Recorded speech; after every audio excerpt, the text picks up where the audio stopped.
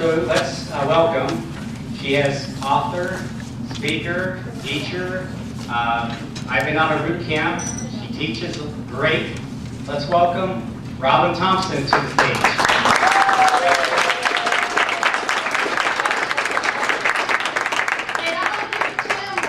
All the volunteers that they can for doing this and putting this all together for everybody. It's a lot of work to put a meeting together. All right. Thank you. All right. Got a lot of new faces. It's been a little while since I've been to Dayton.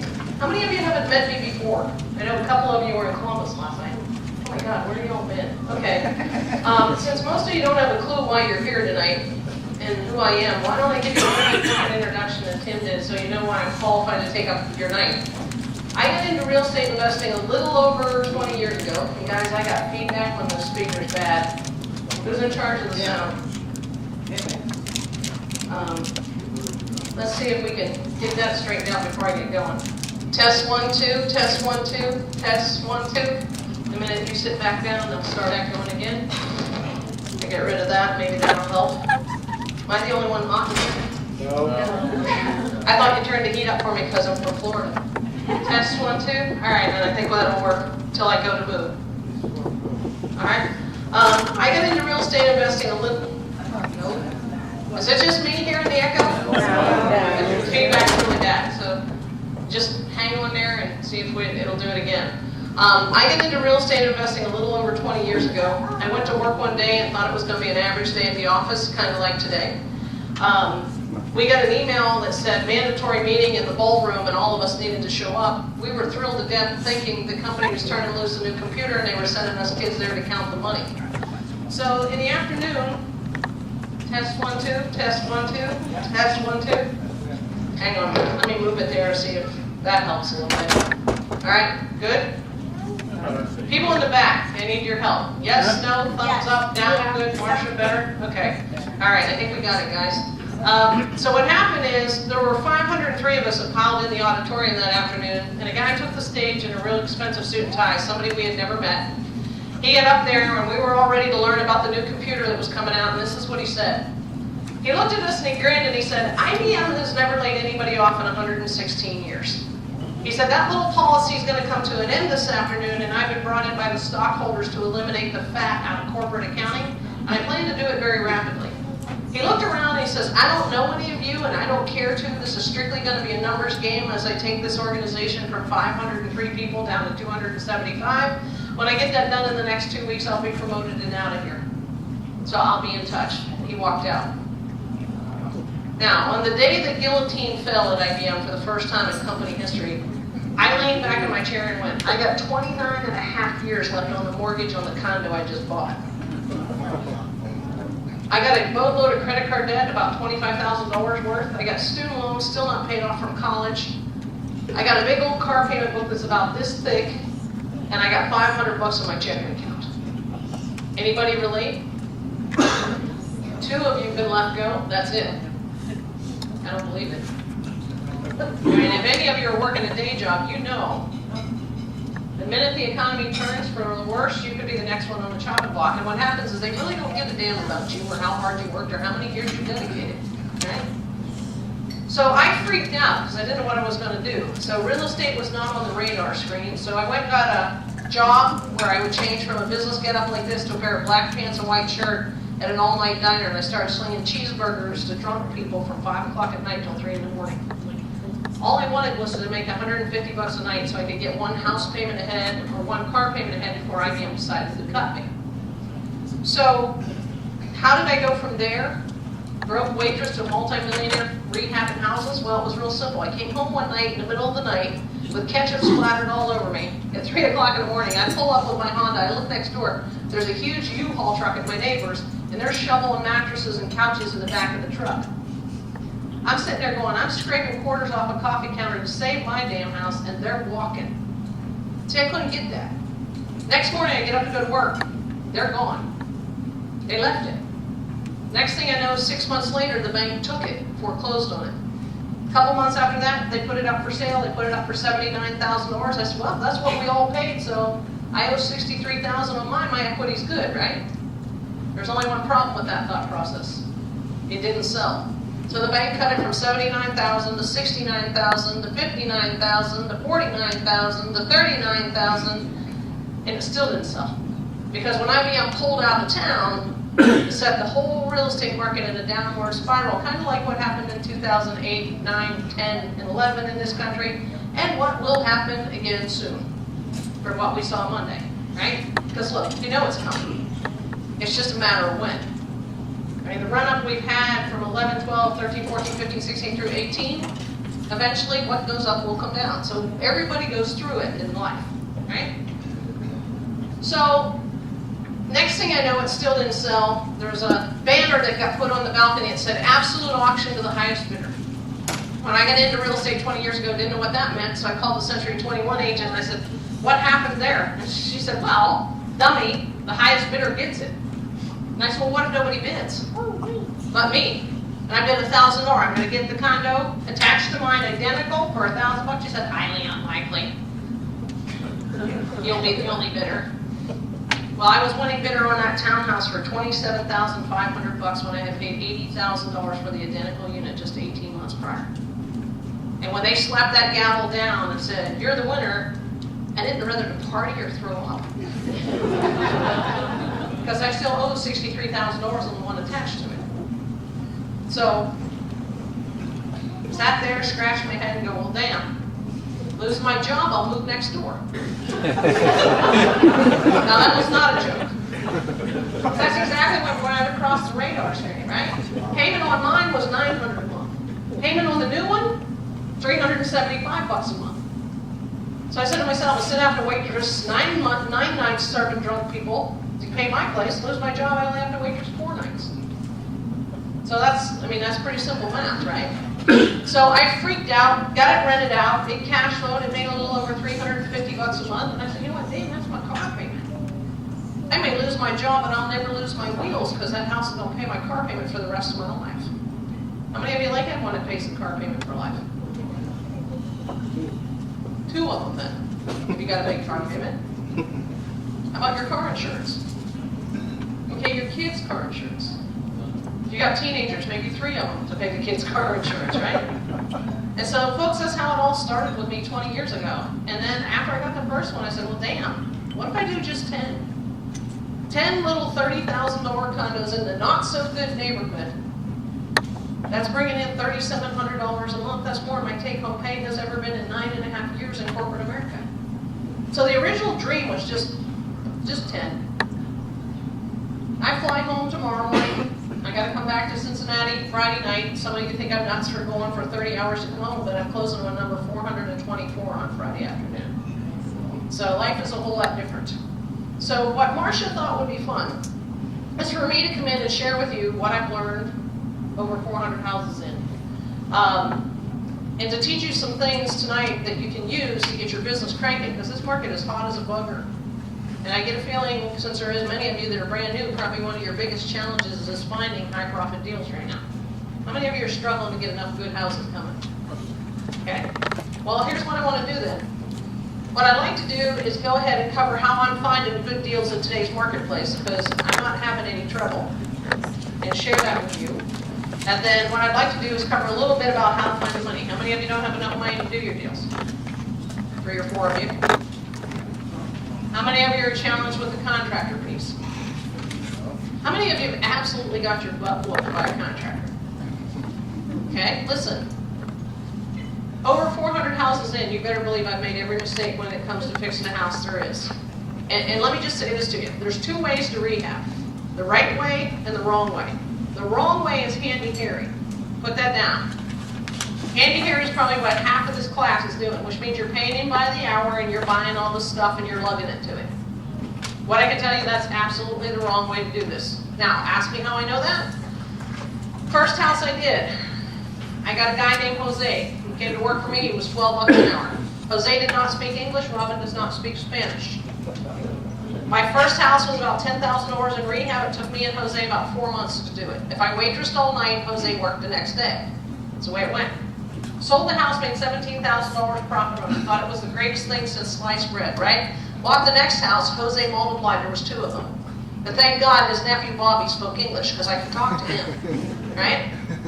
Sold that house, then there became 4, then 8. Before I knew it, in 14 months, there were 16 of them on my payroll, all reporting to me.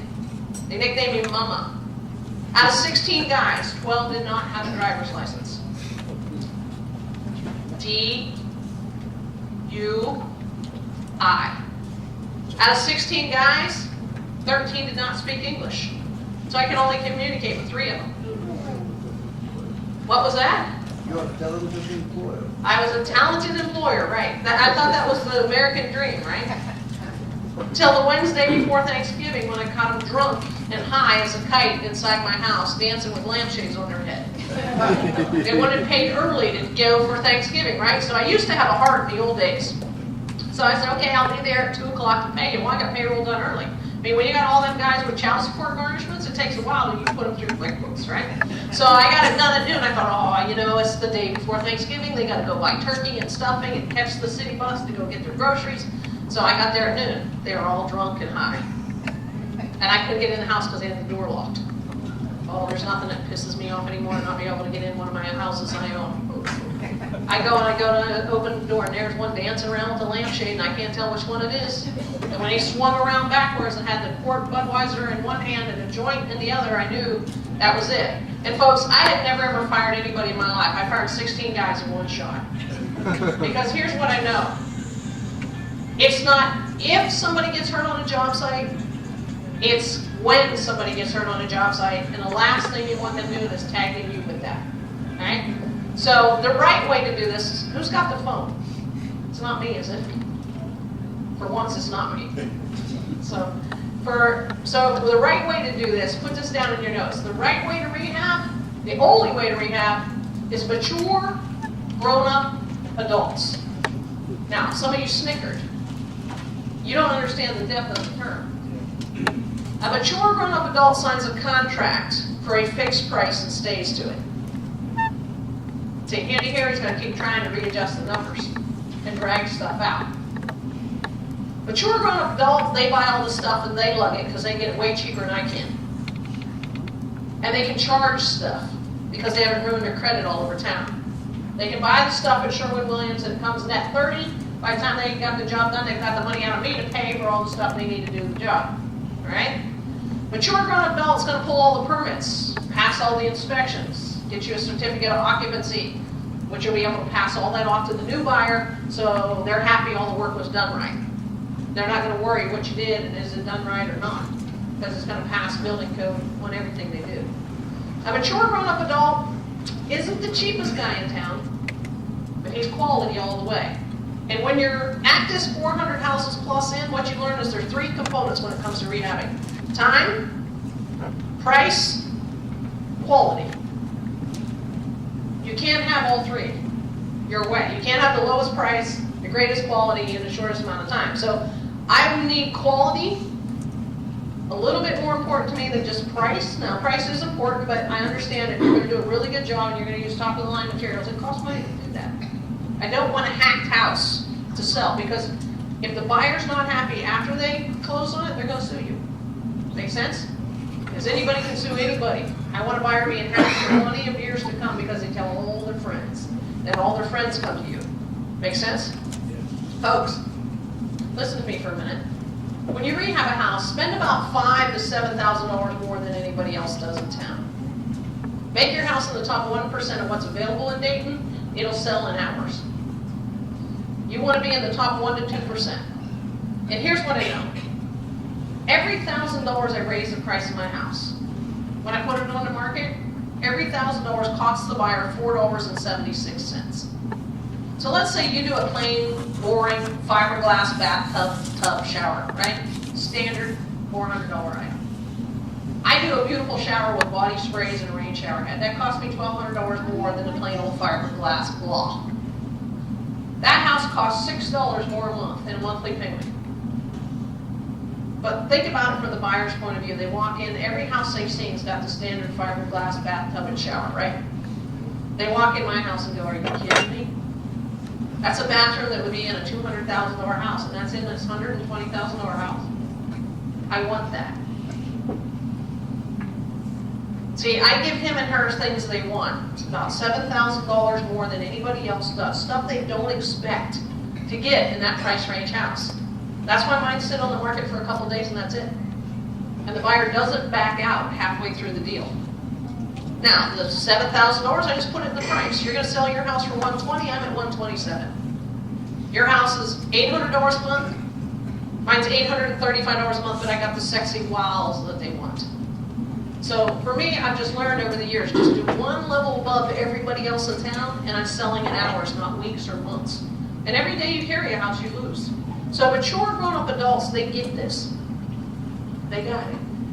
They understand it. And they're gonna do a great job, so the house is gonna look good when it's done. Make sense? How many of you struggle with what to pick? Like what tub, what toilet, what vanity, towel bar, soap dish holder, all that stuff? Be honest with me. Okay? Some of you have already been told there's a weekend in Cincinnati this coming weekend, right? They've already told you I'm coming back to do an all-day Saturday, all-day Sunday weekend. I promised the Cincinnati group the other night, if they wanted to, I would give them all the SKU numbers and all the brand names and all the color schemes of everything I do to make a house rock and roll. And so I'm going to go ahead and do that. Now, they told me over in Cincinnati that half of them were Lowe's shoppers and half of them were Home Depot shoppers. So I promised them the SKU numbers for both big box stores. Which one are you guys? You're Lowe's? Some of you are Home Depot? All right, so I'll do both. I'll do the same thing. Any of you that are coming to the Cincinnati class or the Columbus weekend, either way, I'm bringing up for both of them, so you got the booklet for both stores, so that way you know.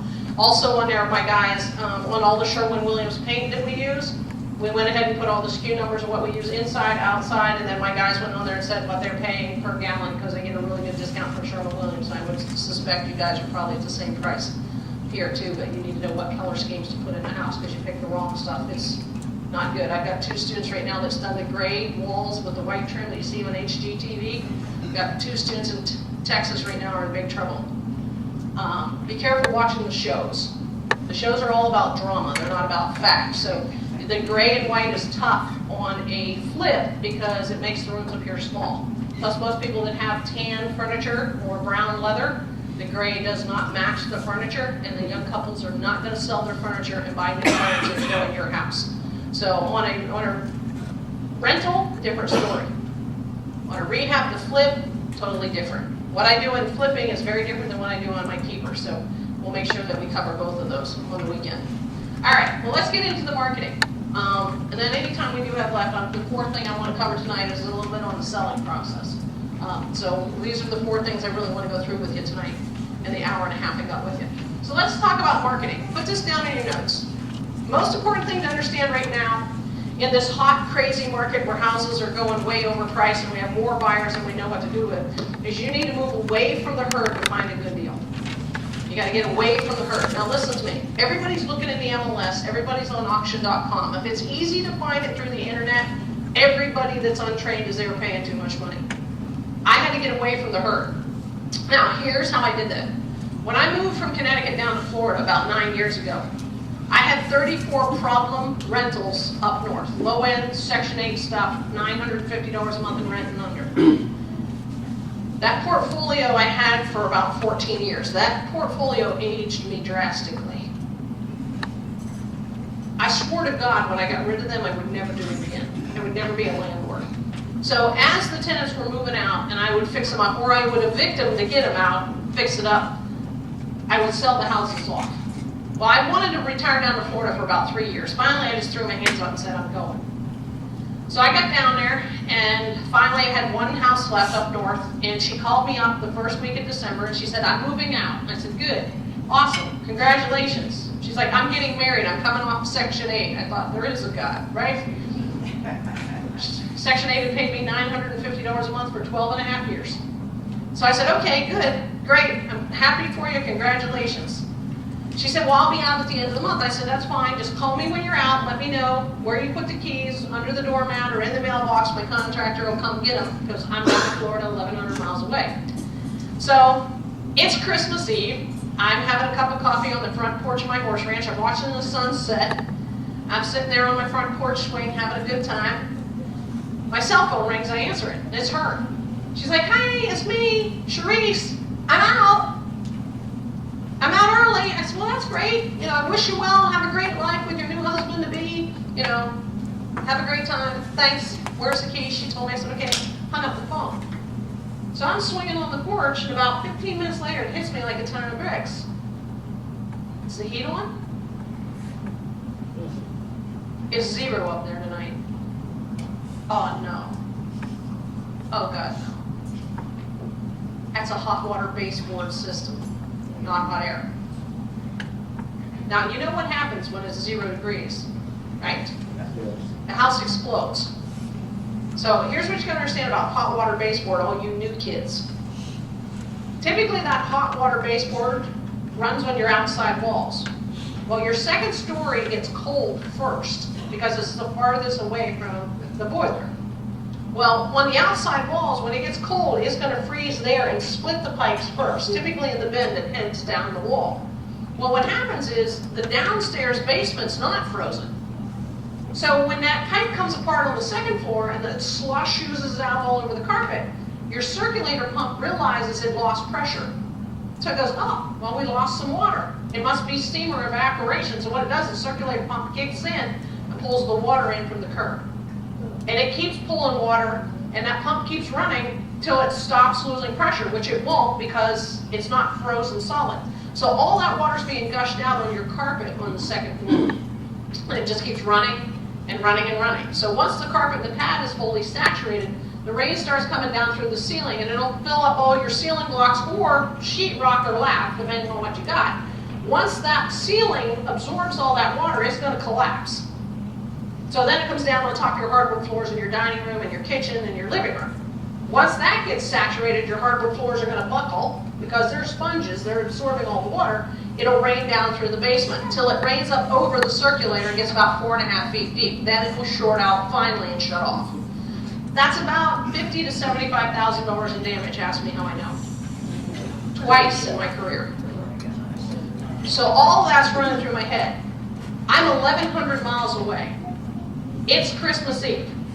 I start calling every contractor I know. "You got to get over there. You got to get over there." I'm leaving the emergency messages. "This is Robin. You got to call me back." They're not calling back. I'm pacing the front porch of my horse ranch like a bug on a hot tin roof, right? Saying all the stuff I shouldn't say. Like, "I'd give anything to get rid of this freaking house. I don't want this house. I can just get rid of this one. I've had it. I'm done. No more tenants." All the negative crap you go through, right? And I mean, folks, isn't it wrong? We're real estate investors. We're never supposed to be the desperate seller, ever. And that way I was. Finally, my lead GC calls back about half drunk. A couple hours later, he says, "What do you want?" I'm like, "She's out, man. You gotta go turn the water off. I don't know if the heat's on, not on, whatever, gas shut off. That house is gonna burst tonight." He's like, "It's Christmas Eve." I'm like, "Dude, I got it, but do you want a $50,000 insurance claim to clean up? You know how it was the last time with all the carpets frozen hard as a rock?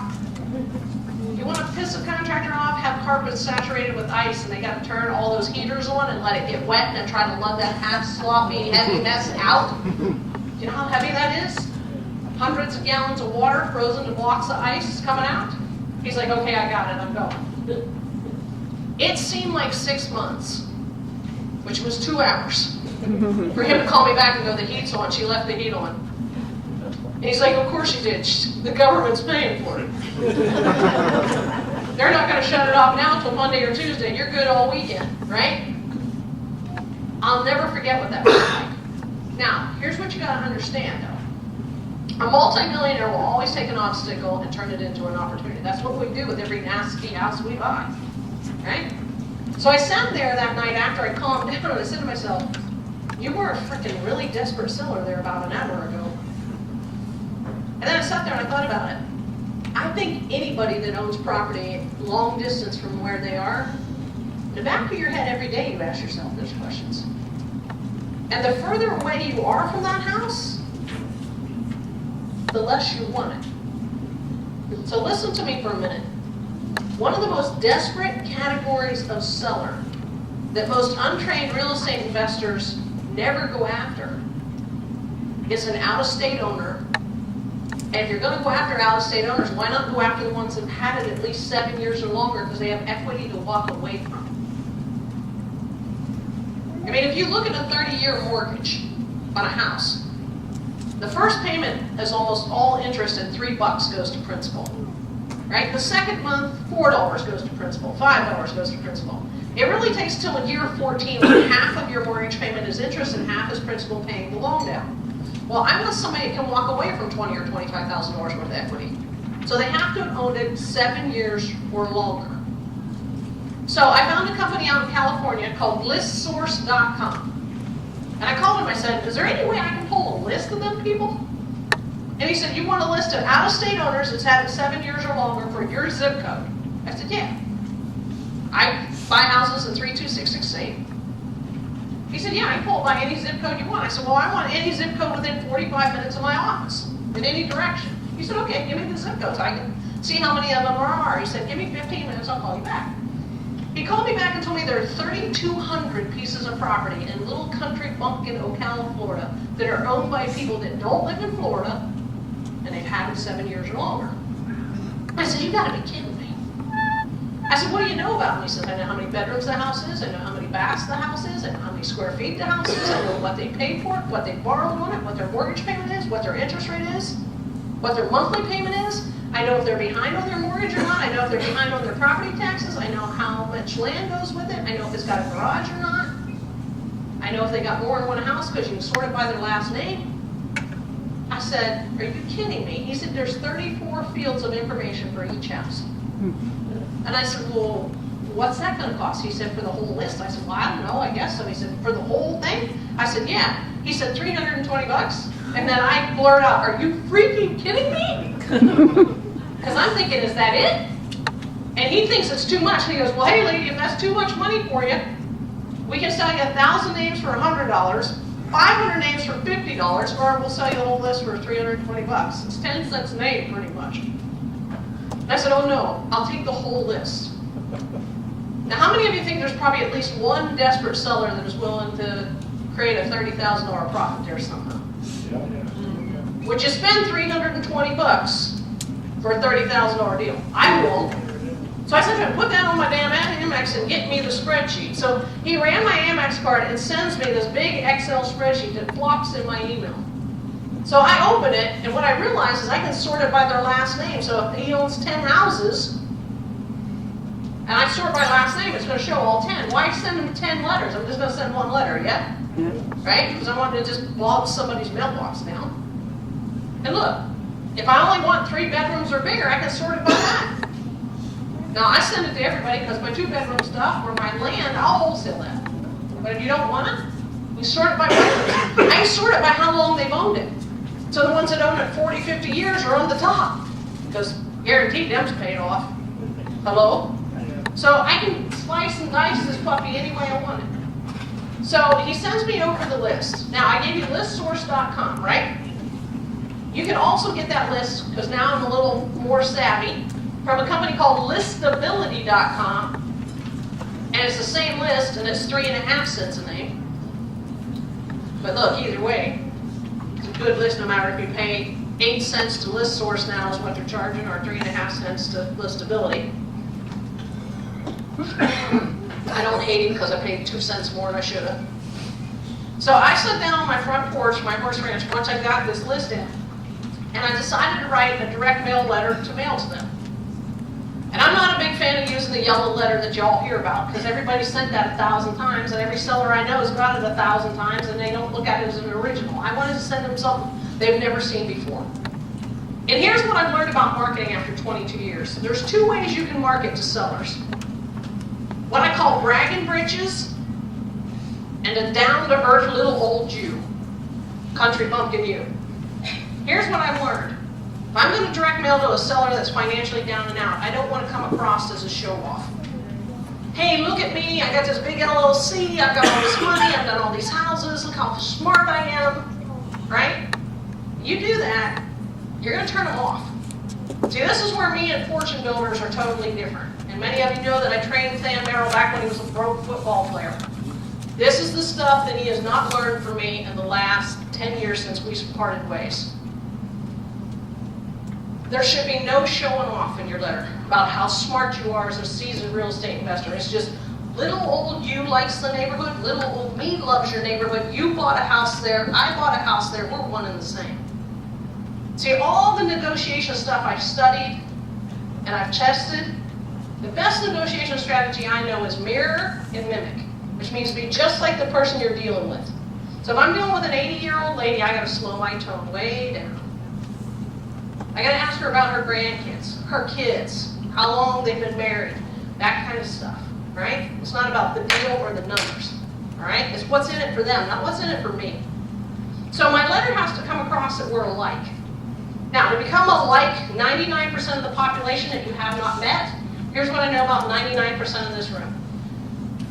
You're either a parent, a grandparent, or a pet lover, or a combination of the three. So, for me to appeal to you, I need to put a mommy, a baby, or an animal in the background of my letter. So, I live in horse capital of the world. Ocala, Florida produces the fastest racehorses in the world. Many of them run in Kentucky. So, because it's horse capital of the world, I put a mother horse, a baby horse, in the background. So I hit mom, child, pet. Now for you, you don't have horses, you would put a Labrador Retriever, a Shih Tzu, a Maltese, a Yorkie, anything like that. A Maltese is great, or anything patriotic. Anything U.S. flag waving in the background, also another great thing that builds camaraderie with the majority of the folks that will read the letter.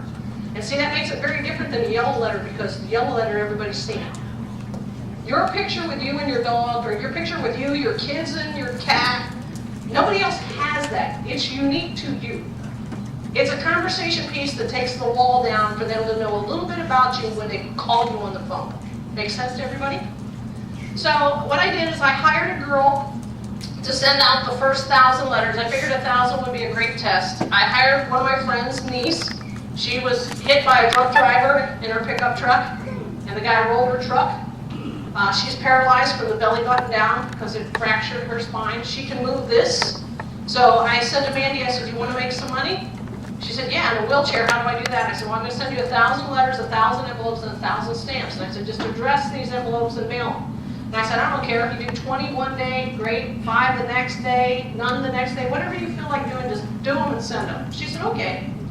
So I sent her 1,000 letters. She her job. It's 60 cents an envelope. She did the entire 1,000 letters in 2 days and mailed them all in one shot. So I made every mistake there was on that letter the first go round. All the phone calls started coming in off the letters, and it was coming to my personal cell phone, not to an answering service. So put this down in your notes. If you do not answer that thing live, it's a 70% hang-up rate.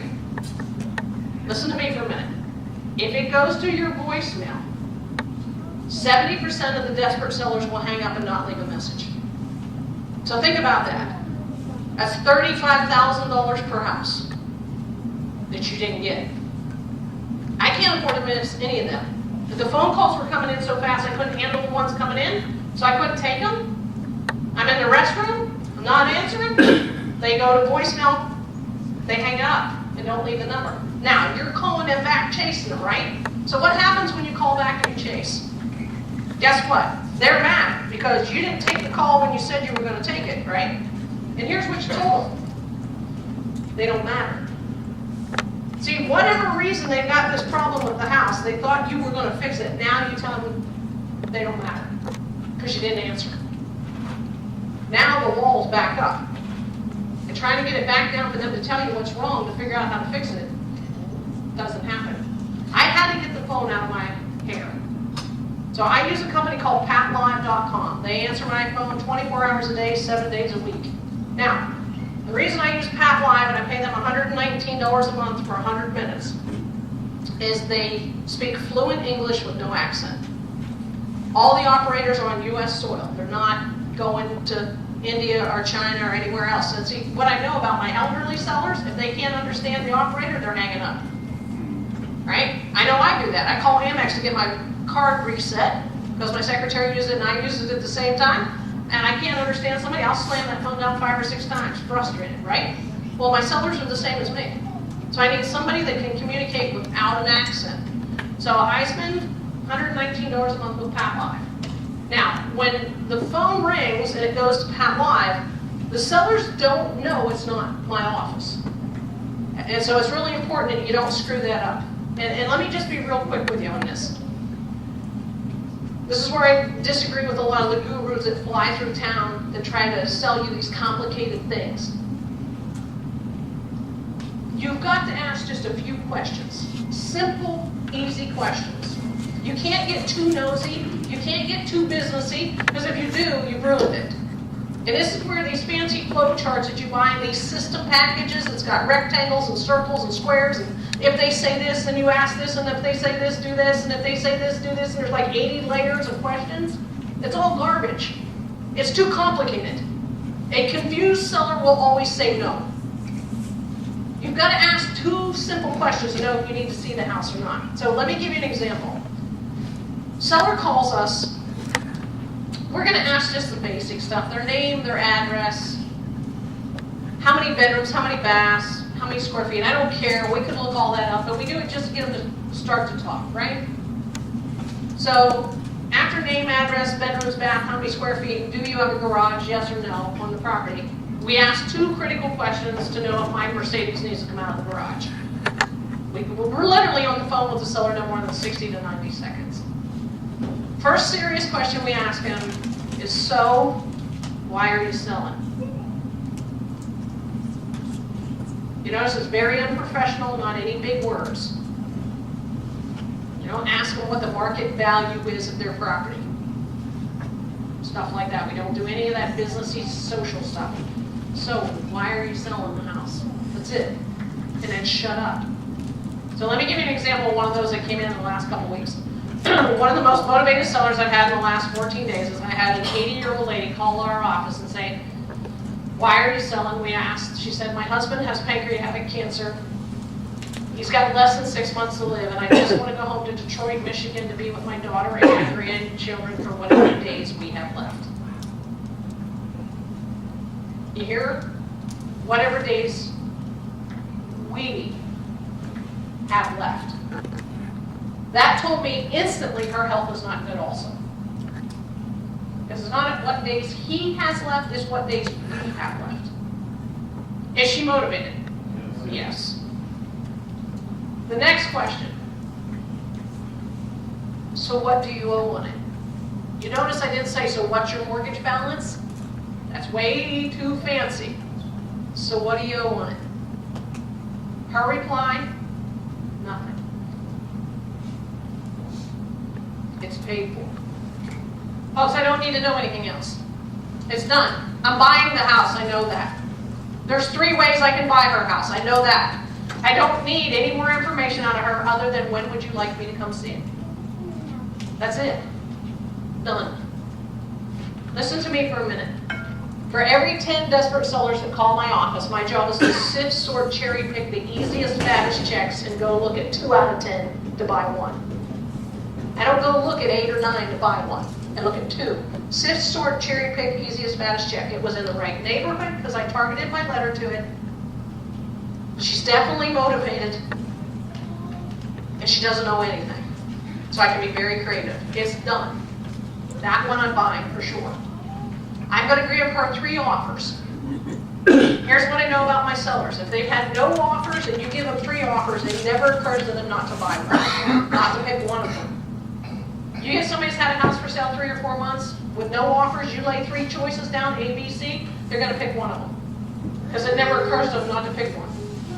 They're going to lean towards the one they like the best and they're going to make a decision. Make sense? Now, I submit those 3 offers on a yellow piece of tablet paper, handwritten. That's how unsophisticated I am. Keep it dumbed down, right? If you whip out 3 contracts and lay 3 different contracts in front of somebody, it's over. Right? See, some of you will say, will you do seller financing? Will you take your equity in monthly installments? Will you do a lease option? Will you do this? Will you do that? The seller doesn't have a clue what any of that is. So what are they going to say? No, no, no. You're out the door. I don't ask them even how much they want for it. I don't care. What they want is irrelevant. I'm going to figure out what I can pay for it based on my numbers. What they're looking for, I don't even ask. Keep it simple. Do you all know how to structure 3 offers? You look at me like I got 3 heads on my shoulders like an alien. Or maybe the Tesla that's circulating around Mars. Elon Musk said this week. Okay, this is the audience participation part of the speech. Yes. If you do not know how to make the 3 offers, I will gladly do one and show you how to do it. Then that way you know. So how many of you don't know how? Honestly, be honest. So I know how many are new, or because I mean this group's got a lot of seasoned folks in it too. So, all right, well let's pick one. And it's usually easier if we got pictures, yeah? Yes, that's my one of my fat 33. Here we go. We'll use this guy. This one's about the price range of houses here. All right, so this is her house. Her and her husband been married 37 or 38 years. It's paid for. 2 daughters in Michigan. Neither one of them want to come help her clean it out because they got busy lives and they got jobs. They don't have vacation to come do it. I pull up in the driveway, she's outside puttering, right?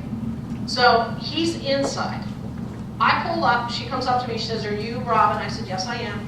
I'm the lady that's coming here to take a look at your house." She said, "Oh, he's inside. I was just out messing around in the white gravel, blah, blah, blah." So I asked her to her face, now listen to me for a minute.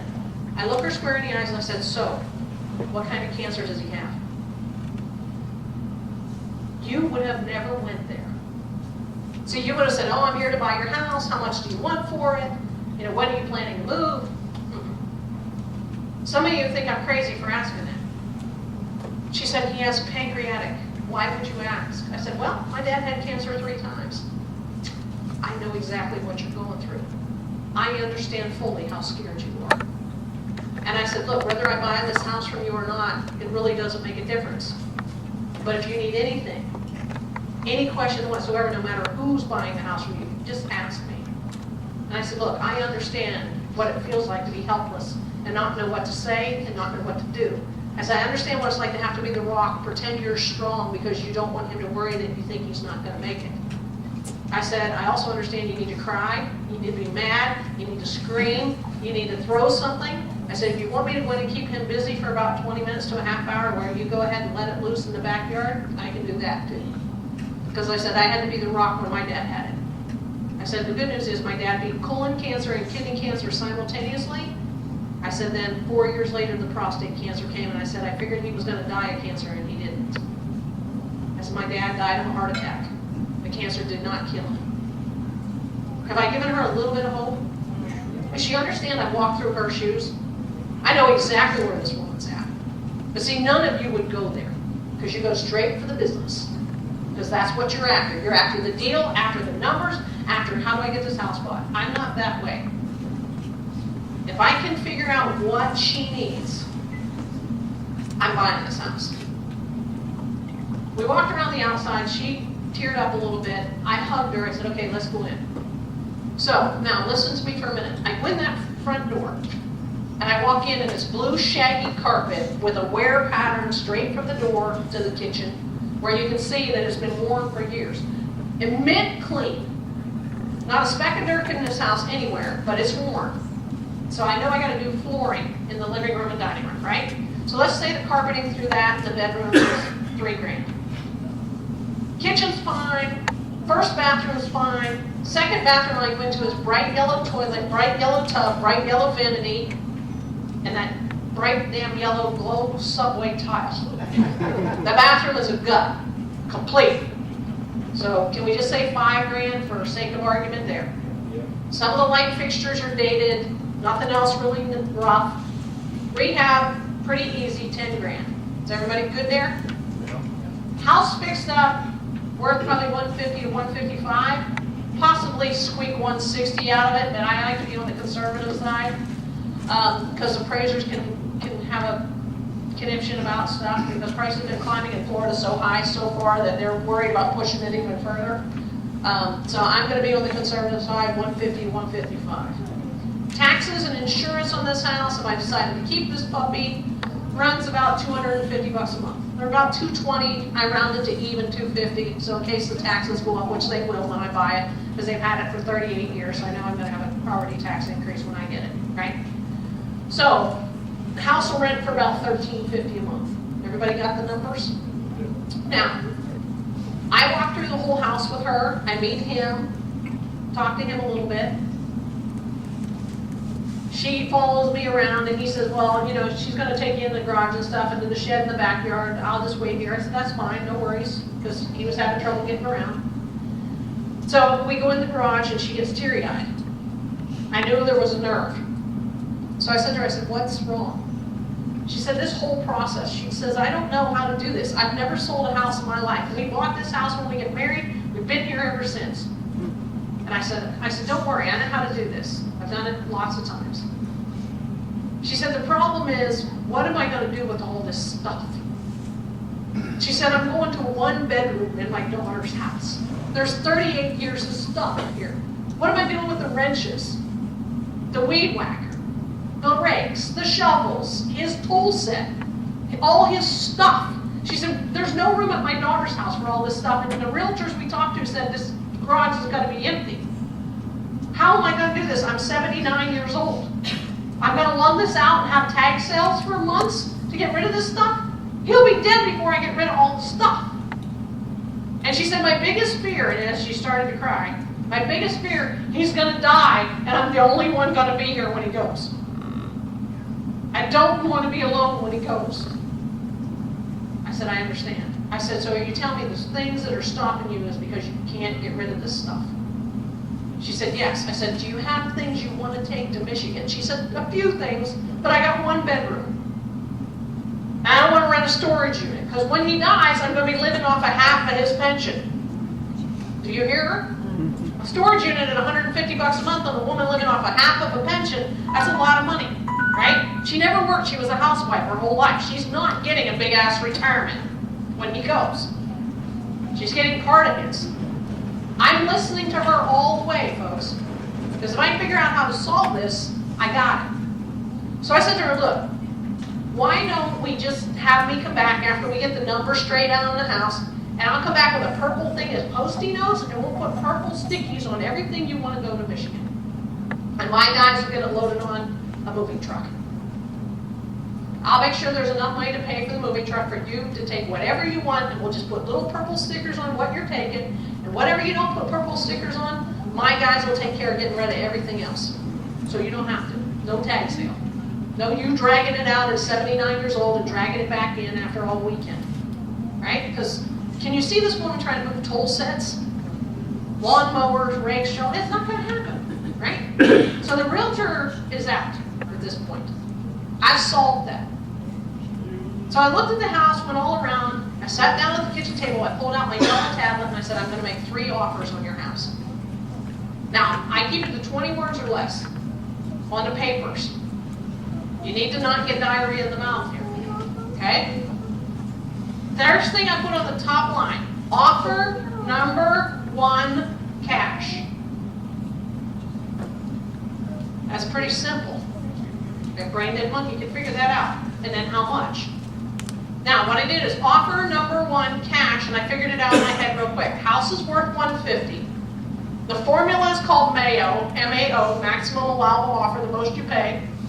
Right, is what it's worth fixed up, 150 times 70% minus repairs. That's the number. So 150 times 70% is 105. Needs 10 in work, 95. Has everybody got to that number? That's the most I can give her. I'm not going to start at 95 because that's the most I can do. I put $87,500 down. So if she wants to counter at 100, I can counter back at 90. She can counter back at 96, you know, if you want to go back and forth a little bit, to land at 95. But if I start at 95, I got no wiggle room. Everybody clear? How many of you be happy to get it for 95 and it's worth 105 and it needs, or it's worth 150 and it needs 10? Okay, the rest of you, if you don't have the money and you get it at 87.5, you'll wholesale it to somebody who can go ahead and do it and you get a $7,500 fee to get out of the way. Does everybody understand what I just said? You get it and you don't have the money, give it to somebody in the group. Get your finder's fee. Let them do it, okay? Offer number 2, and I write the word offer number sign 2, and then I write the word split funded next to it. Split fund, it's real simple. It means some money now and some money later. And I tell her, it's real simple. Split funded means I'm going to give you some now and some later. So I could give you $110,000 for your house by giving you $20,000 now, and that'll get you all the money you need to get to Michigan and then some. And then what I'll do is give you $90,000 in 5 years. Does that work for her? It gets the move done, gets the house sold, gets her a chunk of money up front, and then if she does pass away, her and her husband, that leaves $90,000 to the girls. Hello? Now, what if she asked me, is there any way I can get money in the middle? Yeah, I'm going to rent the house out for $1,350 a month. I'll be able to give her some in the middle. Right? If she says that, well, is there any way I can get some in the middle? We've got the price agreed, and we got the down agreed. Folks, there's 4 things you got to get a seller to agree to. Price, down, interest, and time. And here's the good news. I only need 1 out of 4. They have 3 on their side and 1 on my side, and it's a win for me. So let me repeat that. Price, down, interest, and time. I only need 1 of those. I can give them all 3 if I get time. She gave me 5 years, so I got time. Right? So let's do the math on that. If I give her $20,000 now and I rent the house out for $1,350 a month and I subtract $250 a month for taxes and insurance, leaves me $1,100 a month, yeah? Well, if I do $20,000 now and the rest in 5 years, I'm collecting $1,100 a month on my side of the equation for 60 months. So 60 months times 1,100 is $66,000. Has everybody done the math there? So if I give 20 now, and I owe $90,000 in 5 years, and I collected 66, what's 90,000 minus 66? Hello? 24. So I came up with 20 in the beginning, and I got to come up with 24 at the end. The tenant's going to come up with the rest, right? Everybody follow the math? So if I come up with 20 now and 24 later, that's $44,000 I've come up with for a house that's worth $150. How many of you be okay to pay $44,000 for something worth $150?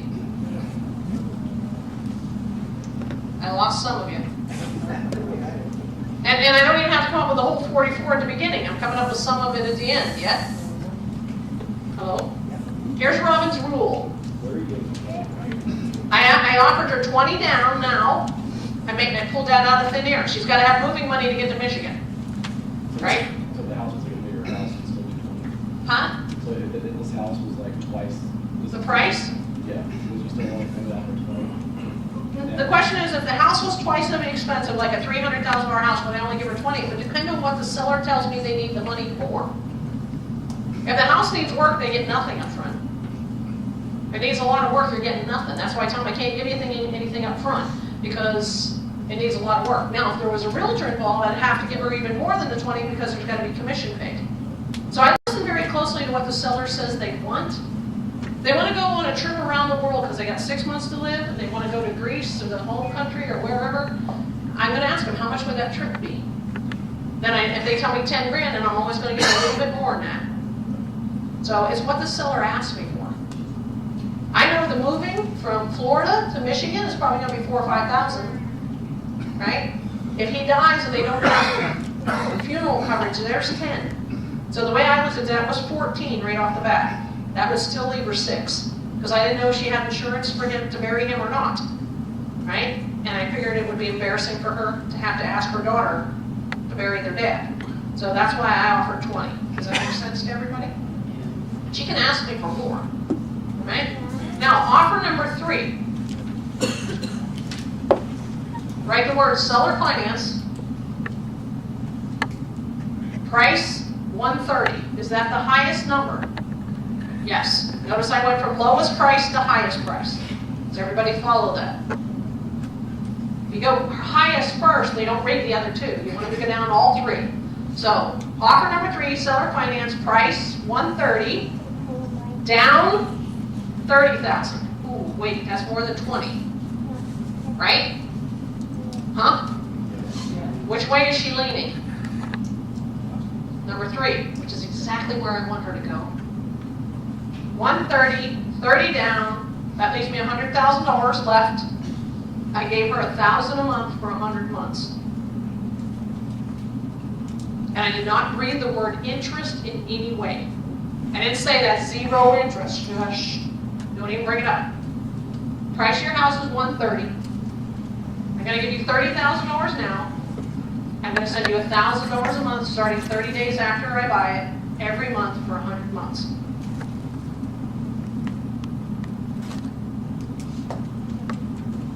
She looked at me and she said, I like the last one. Sure, you can ask me a question on that. I get the deed, yes, I own it. Yep, let me get through it and I'll explain the whole thing to you. She says to me, I like number 3, but I want to talk to my daughters first. I said, that's fine. Go ahead and talk to your daughters. If they have any questions, have your daughters call me. He looked at me and he said, it's up to her. Whatever she decides, because she's going to outlive me, I'm good with whatever my wife decides. He said, I just want everybody to be taken care of. I said, I understand. She said to me, she said, if something happens to me, what would happen then? And I said, well, $500 would go to each daughter, if that's what you tell me you want done. Or if you wanted to go $500 to each of the grandchildren, that's how it will go. And we'll put it right in the paperwork so it does not have to go through probate. Wherever you tell me you want that $1,000 to go to the kids' college fund, to your daughters, to one daughter, both daughters, however you two decided, you just let me know, and that's how the paperwork will read. And you just let me know when you know. So the next morning she calls me back. She says, we're good to do number 3. I was waiting for the what about interest. Because sometimes you get that. And if they want interest, I'm fine to give them 3% or so, but I need longer. So if she would have countered what about interest, I would have said, well, the best I could do is 3%. You got price, you got down, now you want interest, you're getting everything. I gotta have something, I need a little bit longer. If I get a little bit longer, you're making more interest. So I'll need 180 months.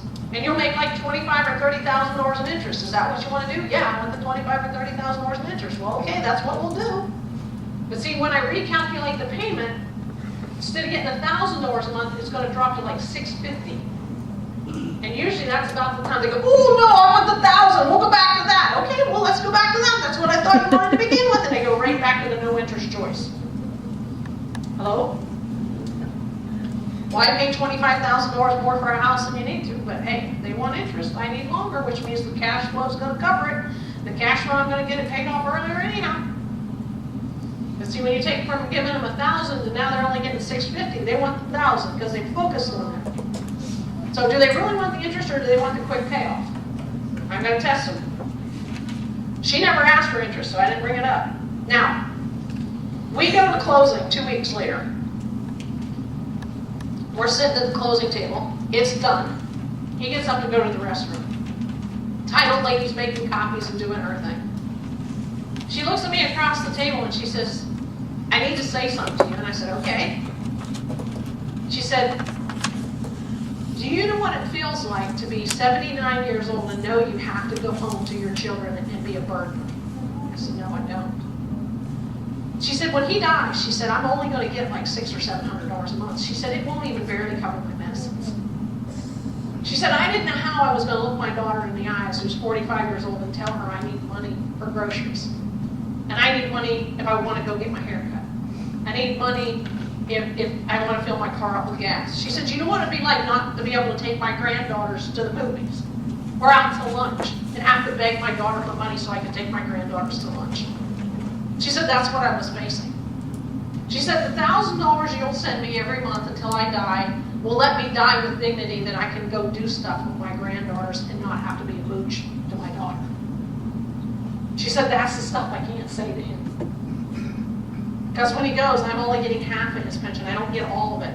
And she said, I never worked. And she said, I regret that now every day till the day I die because I thought I was going to be a burden on the daughter that I loved who was taking us in. She said, you're going to let me die with dignity. And then when I'm gone, there'll still be some money for the girls. I sat there and I thought, I can't imagine being her. Because I never ever would have dreamt that that was going through her head in any way. See, you don't know what they're going through. you think you know because you think you're smarter than them to offer them this, or they won't take this, or they won't take that, or maybe I should do it this way or that way. My job was just to lay the three of them on the table and shut up. And every time I do, they pick one of the three. It's rare they counter or rare that they say no. Make sense? Would you do anything different if you're flipping house? If they take option number one, it's a flip. If I'm putting out $90,000, it's got to go. If they pick number two, you could flip it too. But what I can tell you, if they take number three, I'm keeping it. There's no way I'm making that flip. Now, if you don't want to keep number three, can you wholesale that? Yes. And ask for 10 grand from somebody from the group, and they'll take over the balance? Oh yeah. So if the 30 down makes you nervous because you don't have it, wholesale it. Or partner it, better yet, and stay in on the deal, let somebody else put up the 30, and you manage it, you put the tenant in it, and you property management until the end, and then you take half the profit, and you put no money up. Now listen to me close for a minute. I've owned this house for 4 years. This house right now is worth $167,000. What's more important to you is I've had it 4 years. The mortgage has been paid down $48,000 by my tenant who moved in. I only owe $52,000 on this house. So in literally 4 years, I've made about $70,000 off of this house. Do you understand what I'm saying? I have 22 of these. And this is the cheapest one I own. When I got rid of all those problem headaches, that low-end garbage, I swore to God never would I be a landlord again. My rentals, the cheapest one is $1,250 a month. The highest one I have is $6,200 a month. Most of mine are at that $2,000, $2,500. Here's what I've learned. Once you get above the $1,200 a month, it's a whole different game. There is no eviction court. There is no late fees. There is no them moving out in the middle of the night. They don't destroy it when they leave. They end up shampooing carpets and handing you keys, and a new tenant can move in that week. I've got 22 of these babies. And it's amazing how fast the equity has built up since 2011 and 12 when I started buying them to keep. Because by the end of this year, they'll all be paid off. That was a discussion me and my buddy had, who's been a student of mine for a while. He's done houses down in Florida. We were talking before they brought me up that I want everything paid for by the end of this year. Once they're paid for, it's $32,500 a month. Every month, whether I can get out of bed or not. So if you're going to keep some, pick the better stuff. Because here's what I didn't know when I first started these. The demand is this big. For the nice stuff to rent, supply is this big. When I put this house up for rent the first time, I had 87 people take a look at it in the first 2 weeks. Because there's not very many rentals in the really nice expensive stuff. The stuff in golf courses and gated communities. But here's the thing. You have to get over how you've been mistaught. You've been taught all you look at is cash flow, cash flow, cash flow. No, that's wrong. You live off your flipping business. It generates big chunks of cash. You rehab a house, you sell it, you make $30,000, you live off of that. You don't live off your $300 a month on something like this. I take all the cash flow on a house and I pay it off early on a keep. All right? I don't live off my keepers. Hang on, I'll get your question in a second. I want to finish this so you understand it. The true profits in the keeping is not cash flow. Matter of fact, it's the least of what you should worry about. There are 3 profit centers that most of you have no clue about and nobody teaches it to you. So I'm going to give them to you. The top 3 profit centers in buying and holding, number 1 is appreciation. I would much rather own a $300,000 house. It's going to go up more than a $100,000 house. Hello? That's where you make money. Number 2, you make it an equity pay down. How fast can you get the mortgage paid off? Well, heck, this one is $1,000 a month for 100 months. Folks, 8 years goes by real quick on this house. I mean, this one will be paid off in 8 1/3 years. You go get your 30-year mortgage and you go look at 8 years. The bank still has the majority interest in that property. You don't. Now, I love dealing with the young whippersnappers because they're like, oh, Miss Thompson, 8 years is a long time. My God, that's forever. Right?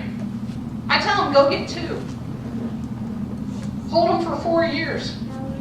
They're both half paid for. Sell the one you don't like. Take all the chunk of money out of it and pay the other one off. It's paid off in 4 years then. You just have to do twice as many. But here's what I know. 22 years in this business, 8 years flies by lickety split. I can't believe this one's more than half paid for. It seems like yesterday when I bought it. Now, the third profit center is lack of vacancy. And what I mean by that is every time one moves out in the low-end house, which is a lot more frequent than these, every year they move, you got to do paint and carpet. And every time I do paint and carpet in the house, that's $3,500. Well, at $350 a month of cash flow, that just wiped out 10 months worth. Whoopee. It's been a year since they moved, now I only got 2 months worth of cash flow. So was there any? No. The average move-out time on these is 37 months. Here's what you gotta understand. When they move in, they sink deep roots. And the higher end tenants, the ones that pay $2,000 a month, they make 6 to 10 times what the rent is. Your low end tenants make 3 times the rent. I rent something out for $600 a month, they make $1,800 to $2,000 a month. I rent out something for $2,000 a month, they make 20 grand a month. I would much rather have somebody that makes 10 times the rent than 3. 22 of these since 2011 and 12, but I can tell you I haven't had one bounce check charge yet. I haven't had one late fee yet, and I haven't had to go to eviction yet. And I haven't had one tear out mess. No dog poop, no dog urine, no pee everywhere for me to clean up after. So my days of doing low-end rentals, over. Gone. So all those gurus pitching cash flow, cash flow, cash flow, cash flow, look, I'm glad mine can take all the equity, slap it on the principal, get them paid off quick, so I'm not worried about the cash flow, but I'll tell you what, I've made a fortune on this stuff, on the 22 of my guy. So be careful that cash flow is all you care about, because you're missing the 3 biggies. Make sense? When I am in Cincinnati this coming weekend, Sunday all day, this is what I'm doing with the class. On Sunday, I'm going to structure a bunch of these for you. Of the houses I've done, the more expensive ones than this.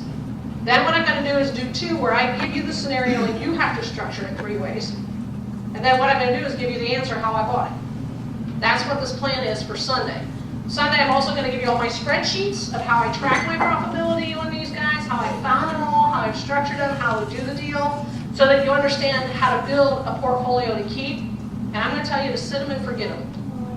Just get them going, park them over there, let them do their thing. Before you know it, 4, 6, 8 years goes by, you'll be set financially. Right? So Sunday is all about the keeper side of my life. Vina asked me to come in and teach it because she started doing my stuff after I did a radio show for her about a month ago. So she's out making offers on really pretty stuff right now. She's got 3 it looks like she's going to get, so I totally ruined her. So she asked me if I would do all day on Sunday, because usually I just do a Saturday class, but it's going to be a 2-day weekend. And Marcia, I don't know what they're charging for it over at the Holiday Inn. Do you have a clue what they're charging for the 2 days? And I think they're feeding you guys lunch too, right? Yes. Oh, you got a green handout. Yeah, it's a green handout, but All right, somebody read that. It's $127 for 2 people. For 2 people? Yeah, well, we're not charging any extra for the second day. Okay, so it's $97 for one person for both days, $127 for a couple or 2 business partners, and that for members, and that includes your lunches too, right? Yes. Okay, and then I don't know if Vina told you what she suckered me into doing. She has me giving everybody that's coming a brand new CD called Hire the Best and Fire the Rest, all about how to train contractors as a gift for coming. She got me also to give the 21 Deadliest Mistakes CD that students make because she got her fingers on that one. Folks, I've been teaching for 22 years. I speak 180 nights a year. I'm one of the highest demand speakers in this industry, usually about a year and 3 months booked out. So I had a cancellation with Houston. That's how they squeezed me in for this month. What I do is keep track of the dumbest thing my students do to sabotage their checks. And I put all 21 of them into one CD. Just stuff like taking out the penalty clause out of an independent contractor agreement so that you're not holding the guys to get it done. Things like that. So that CD is very valuable. I would say you should seriously listen to it because I see students do the dumbest stuff to screw up a good deal. So she got me giving them that, and then she wants me to give the Horsey letter, which is the marketing letter that I got that had 127 phone calls out of 1,000. That's my #1 marketing strategy to find the best deals that I'm doing on Flips and Keep. And then the SKU numbers she got me for. Oh, and then all the spreadsheets to track all the profitability on the keeper. So all that stuff is part of your tuition. So I've got to bring all that. So the one thing she did ask though is you guys not drag your butt on registering, because I need to know how many to bring all that stuff back. So I got to lug that all in Southwest on Friday night. So if you could kindly get that, if you're coming, let them know by tomorrow so they can get me accurate counts and all that. I think she's got room for 120, and the last, she told me last night in Columbus, I think there's like 25 or 30 seats that she held for you guys. So if you go ahead and get it done tonight, then they're sure to get in, I think. Yes? Question for you.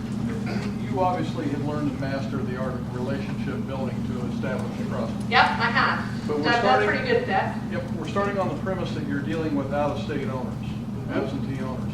How do you build that relationship? Are you flying Over the them? Are they phone, flying no, them? over the phone. You're doing all this over the phone? Well, here's what I learned. To build a relationship with an out-of-state owner, not all of mine are out-of-state owners, but many of them are. Typically, what I find with out-of-state owners, there's usually somebody close by that they know. Right. Usually a son, a niece, a nephew, something like that.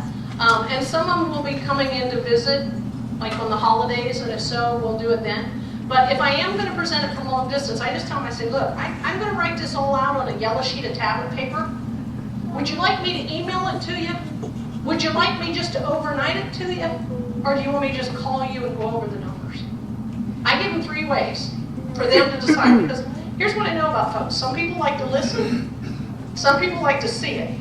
Some people like to take it in and then go talk to somebody else about it, so they want it in writing.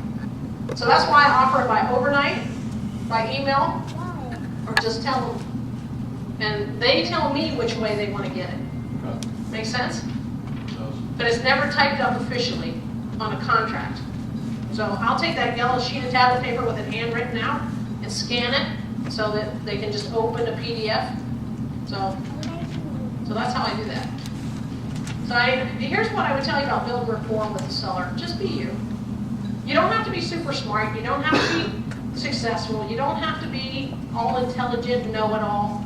You just got to be a person who has a caring heart, who cares to listen and pay close attention to what they tell you, because they give you very subtle hints if you just slow down long enough to pay attention to what they say to you. Like with her, when she told me she didn't know what to do with all the stuff, I knew that was a worry to her big time. So I took that problem away from her, right? Because I could. I've got a crew that can clean it out. If you don't, donate everything to the Boy Scouts and they'll come get it all, right? So come up with a way to fix that. And once you can, and you know how to give them 3 offers, you're going to end up with a lot more yeses. Because many of you, all you know is the low cash offer. That's the only strategy you got. So if that's all you got, you're probably going to get shot down most of the time. So by being able to give her the 130, they were more price conscious than anything. And here's what I know about a lot of my elderly sellers. If they've got an investment property and they've got that thing fully depreciated and they did get a cash chunk, they're going to have a big income tax burden. We're getting it at $1,000 a month for 100 months. It really minimizes the tax consequences for the folks that's got stuff fully depreciated. Most of my elderly sellers don't want it all at once. And I'm going to say this to you and just understand me. About 1 out of every 6 or 8 that I present the monthly to, they'll look me in the eyes and say, well, at least my kids aren't going to get it and blow it all in one shot. Like I had a lady the other day, I gave her the offer, and she said, well, at least my son won't be able to harass me for the money. Because if I did get a lump sum, he would do nothing but hassle me and fight with me until he got it. She said, if I live 10 years, now I can live off of this money instead of him hounding me every day. He wants a new car, he wants to do this, he wants to do that. She said, that's one of the reasons I haven't sold the house, because I knew it would be a money fight with my son, who's 48 years old, until he got every nickel I have. She said, that's why I don't have anything in savings anymore. And so I get it. Some of the millennials have their moments. And so that's why for me, with a lot of my sellers up in years, they like the fact of getting it extra for a long time, because it'll take care of them until they hit retirement age or until they pass or whatever. I mean, I've got one couple, I did $2,000 a month for 100 months. I bought their house for $240, gave them 40 down, $2,000 a month for 100 months. She looked me square in the eyes and she said, at least the 2 kids won't blow this in one wad. And I just kind of looked at her and she said, yeah, we gave them each $50,000 and they didn't have it for 6 weeks. They have 2 daughters. She said, we're worth $10 million. Me and my husband have been married 57 years. We had nothing when we got married. She said, we built up this big business, sold it out. We worked really hard. We're very good with our money. She said, we gave each one of our daughters 50 grand. She said, they were both broke in 6 weeks. She said, so we know when we die, there's going to be a party for a year and then I'll have nothing left to show for 58 years of hard work. She said, at least with the $1,000 to each one of them every month, they can't blow that in one wad. Do you find that many of these sellers get into tax consequences and capital gains consequences? With me or with the Now, decision? do they consult with, They may consult. Here, if they ask me anything on that, here's my thing. I'm not their CPA. right? And I don't know their business and everything else they got, and I'm not about to go there, and I'm not about to start getting that complicated discussion going. So here's what I do. If they bring up, well, what are my tax consequences? I tell them, look, I don't know. That's between you and your CPA. So why don't you call them and ask them, and then just let me know which one of these you want to do. Because as soon as you tell me which one you want to do will be the soonest I can get paperwork started. And I'm going to refer them to whoever they're used to, but I'm not about to correct their CPA or tell them what the tax consequences are, because I don't know what other businesses they got, and I don't want to know. It's not my responsibility. I'm not their CPA. So I end those conversations very quickly and tell them to call whoever their expert is to stay out of that. Make sense? Now, back to her question. Once she agreed to everything and we did the closing, the deed went to me. I own it. There is a mortgage that says I got to pay the $1,000 a month for 100 months, and if I don't, could she foreclose on me? Yes. So I have to pay, right? Or she gets the house back and she gets to keep it. So if she asked me, how do I know you're going to pay? There's 30,000 reasons why I'm going to pay you. Because I don't get that $30,000 back if I don't pay you. Make sense to everybody? Okay, let's talk about contractors a little bit. Because I got to watch what time it is. 8:47. Contractors, real quick. We'll probably finish up about 9:15. Real quick on the contractor stuff. I want to make sure I give you some hints about that before the weekend comes. Folks, when it comes to contractor, I told you there's the 2 ways, the right way and the wrong way, right? Andy, Harry the hacker versus mature grown-up adult. The one thing I need to make sure I tell you tonight, and if you learn nothing else from me being here, please understand this. You don't buy the materials. I used to in the beginning. When I had the Handy Harrys, I was buying everything, charging it on my credit card, I was plugging all the stuff to the job site.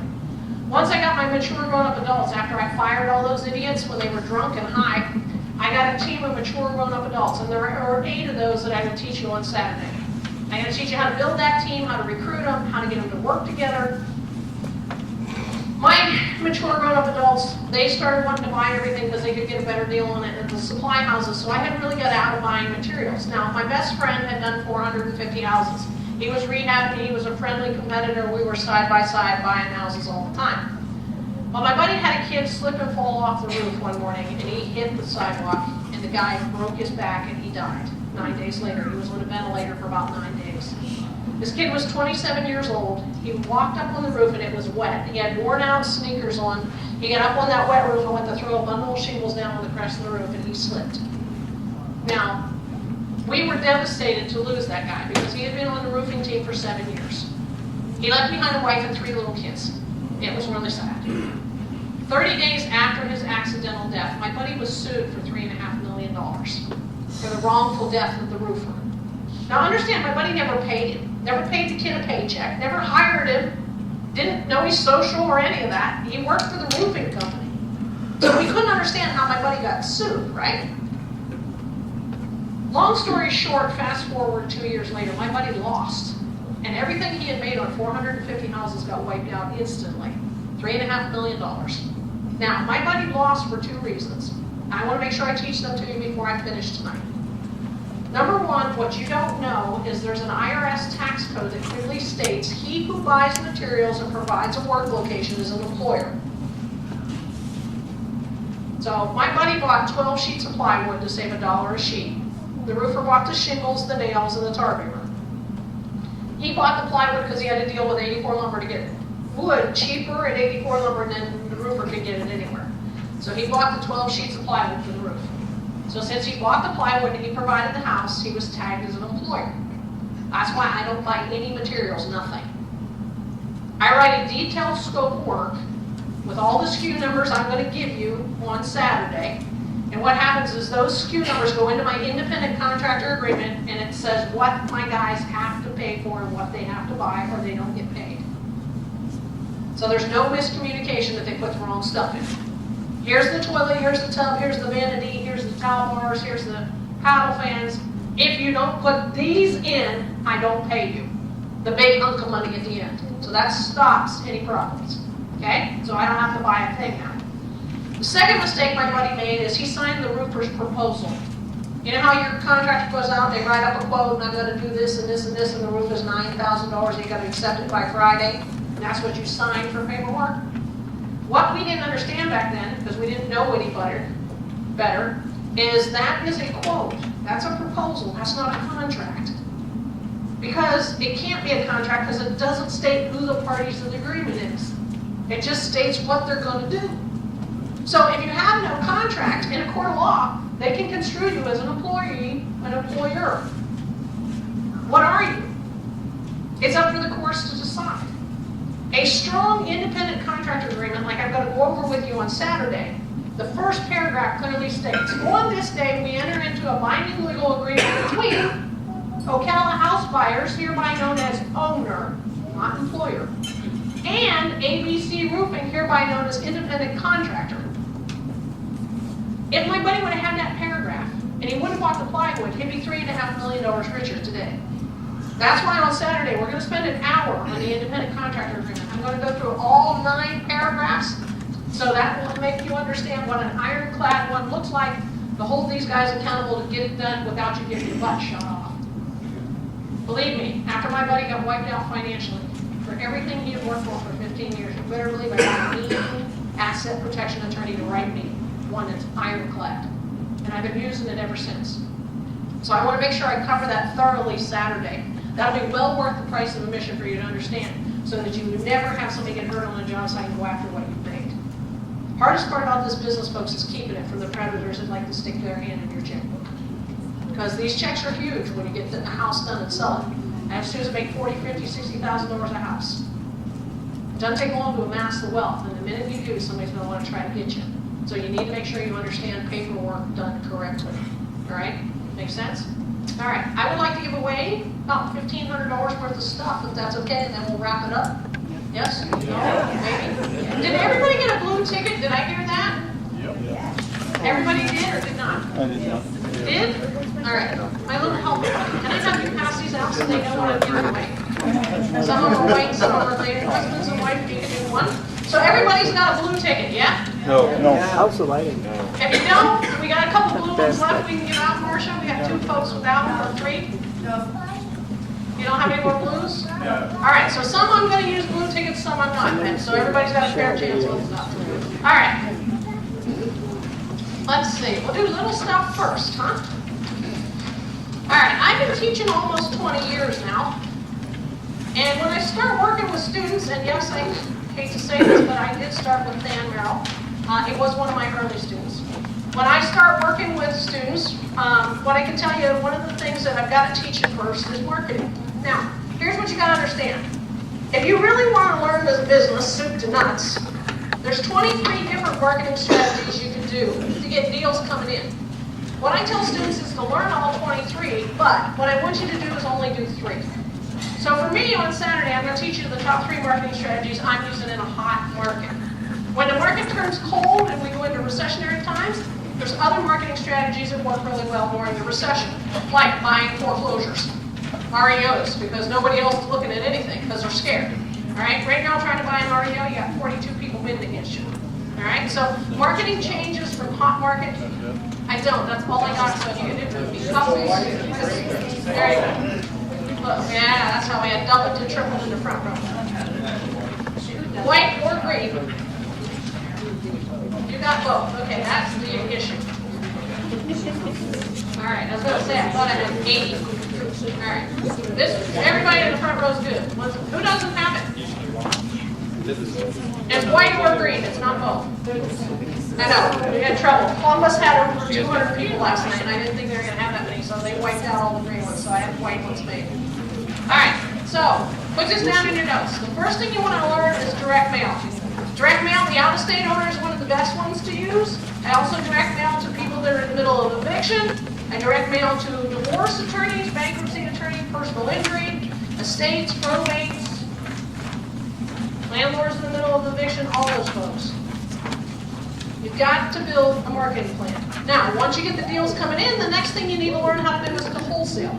And folks, wholesaling is nothing more than finding a good deal, giving it to somebody else and getting out of the way. Now, in order to be able to do that, what you have to do is build a big cash buyers list. Put this down your notes. Cash buyer list equals ATM. Now, you laugh. One of my top students has 532 cash buyers on this list. Think about that. One of the things that we talk about when I get together with some of my top students, and when we go on a cruise like we did last year to Mexico, one of the things we sit and talk about is building a cash buyers list is like being the kid at the McDonald's drive-thru. He takes an order, he runs to fill the order. Well, you are the same thing as a rehabber, right? Your job is to take an order from somebody who's got a lot of money who wants to do a lot of houses, and then send your letter I'm going to give you on Saturday to where we want. So if you get a seasoned rehabber here and they tell you what zip codes of town they want, and they want a 3-bedroom or bigger, and they tell you what school district they like, then you target your marketing to where your cash buyers want to buy. You're filling the order the same way as the kid at McDonald's. And once you get a good couple rehabbers like me that do a lot of houses, you're just filling that order all the time. I have students who make $500,000 a year who do nothing but wholesale. They find deals and give them away. That's it. They never fix one. All right? It does become like an ATM machine. This is how you do that. Anybody want this one? You do. How about this one? Now I can throw a long ball. Can you guys catch? Are you New England Patriots or are you New Eagles? He misses. All right, now, once you get the cash buyers list built, the next thing you want to do is you want to understand there's 2 types of wholesale deals. Write this down, assignment and double close. Well, here, I'll throw one more at you, option. Write the 3 ways down to do deals with no money. Option, assignment, wholesale, double close. Option, assignment, double close. Real quick, an option is a unilateral contract, one-sided. It means one person has to do something. The seller must sell in my money. So put this down next to the words option. You use an option when the deal's so big it scares the crap out of you. Maybe fire damaged, or the numbers are big and scares you. So let me give you an example. I've got a 72-acre horse ranch. It takes 4 days a week to mow that sucker. It takes a big $50,000 John Deere tractor with a 16-foot mower on it 4 days a week, non-stop in the summertime to get that grass cut. And a full-time farm manager to do it. I get a phone call on a farm, $100,000 is what I can make off this thing. This old guy calls me up and said, I want to get rid of my ranch, it's 100 acres. I said, okay, what do you want for it? He said, I want $1.5 million. I do my homework. It's got a racetrack on it, a bunch of farms. I figure out it's worth between $3 million and $3.2 million fixed up, right? So yeah, I'm gonna go look at that. I get over there, I walk up to the fences and I push on the fence boards and the posts move, which is not good. Here's what you learn about horses real fast. Every foot of fence you need is $4.83. So imagine what it costs to fence 100 acres around the outside without even cutting the paddocks in. I'm standing there going, there's $500,000 in fences on this house. $1.5 million plus 500, that's $2 million, it's worth $3 million. Still a good profit, but doggone it, I don't want to do all that, and I don't want to mow 100 acres. We're already mowing 72, right? So I decide to find out if there's somebody that buys farms and rehabs, and we have one guy in my town who does it. So I put the farm under option for $1.5 million. I go see him, I said, hey, this thing's worth 3 to 3.2. It's got a big old racetrack on it. I don't know anything about restoring racetracks. I know they're $300,000 to put one in. But I don't know if it's shot, not shot, whatever. He goes and looks at it and he says, I'd give you $1.6 million for it. I got a $100,000 fee to get out of the way. Does everybody understand what I just said? On something I didn't want. An option is a unilateral contractor. Seller must sell, buyer doesn't have to. The buyer can give the right to somebody else. That money went into my retirement account. I did it in my IRA. I paid no income tax on the 100 grand. So whenever the deal's big and the numbers scare you, you should always think option. Now, assignment. You could have put it under contract and assigned it to the guy too, but here's the thing, if I put it under assignment, that means I must buy. I must execute. That's bilateral. Now, sometimes when you get a really big deal with a lot of profit in it, you'll want to buy it for a few seconds and then sell it again, so that they can't see what you paid for it. That's called a double close, right? So just understand there's 3 ways to do deals that doesn't require a lot of money. Now, once you learn that, then the next thing to learn is the sequencing of rehabbing. Put this down in your notes. A rehab should improve by $10,000 a week. $40,000 rehab for me takes 4 weeks. $60,000 rehab takes 6 weeks. I had a girl in the Columbus class last night said, I had a $50,000 rehab project, I want it 9 months. Every day you carry this thing, you lose. Taxes, insurance, lights, water, sewer, mortgage. Then her husband said, yeah, her contractor's one of our friends. I said, there's the issue. You can't fire it. I got friends, but not my business. Yes? So the option, like, how much did you pay for the option for how long? $10 is what I put up as option consideration. How long is it I asked the seller, how long would you like me to try to find somebody since you can? But in all fairness, I'm a softie. In my option, I also put in there, at any point in time, if you find a buyer before I do, you must give me 24 hours for me to execute, and if I can, I'll back out. I mean, then there's no reason for me to hold him hostage. I didn't do my job, right? If he does something, he finds some other horse person that wants it, and I don't know somebody yet, I'm out. So don't hold your sellers hostage, so please make sure you put that in, okay? So for me on the rehab, it's typically a $10,000 improvement per week, so make sure you understand that. Now, once you get the house rehab and you understand how to sequence, and I love teaching students how to sequence to maximize their profits, because every day you can chop off your rehab, you're making $113 extra. So I want my rehab to go as fast as possible. The last thing you have to learn how to do is how to sell a house. And it takes 3 things to sell a house. Number 1 is finding the house that 85% of the buyers want to call home, not buying some unique, weird thing to start with. Number 2, it's got to be drop dead, slim and gorgeous and better than everybody else. And then third thing on selling houses, I sell them on down payment and monthly payment, not price tag. Let me give you an example. I got a young lady who's retired military. She wants to buy one of my houses I just rehabbed. She knows that she can afford $950 a month. She has no idea how much of a house is that. She's getting her income tax refund back, and she knows it's about $5 grand, which is enough for her closing costs and her down. But she doesn't have any idea how much of a house she can afford to come up to $950 a month. That's why I advertise. All you need is X amount down to buy my drop dead gorgeous house with all these amenities for. I had $897 a month. That's why she called me. I sell very differently than realtors do. Buyers buy on down payment and monthly payment, not price tag. Anybody ever had a house in here that won't sell?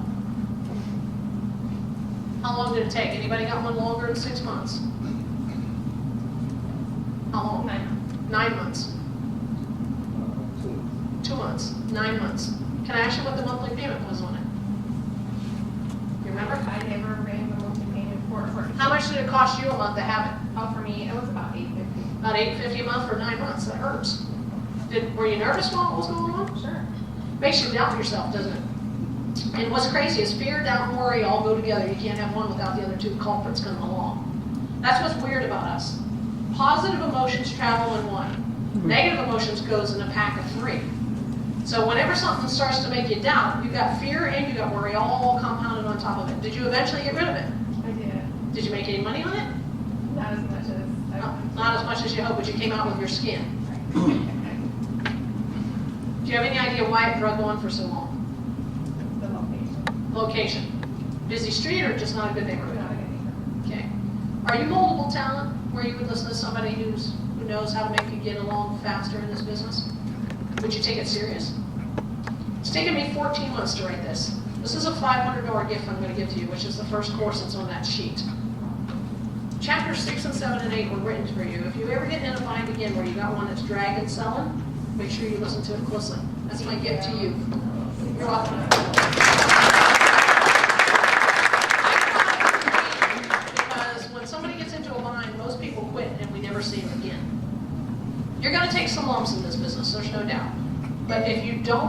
teach your mistakes, and you always ask yourself the question, what did I learn that I will not repeat? There's not that many to make in this business. That's why I'm going to do the 9 types of houses we'll never buy Saturday.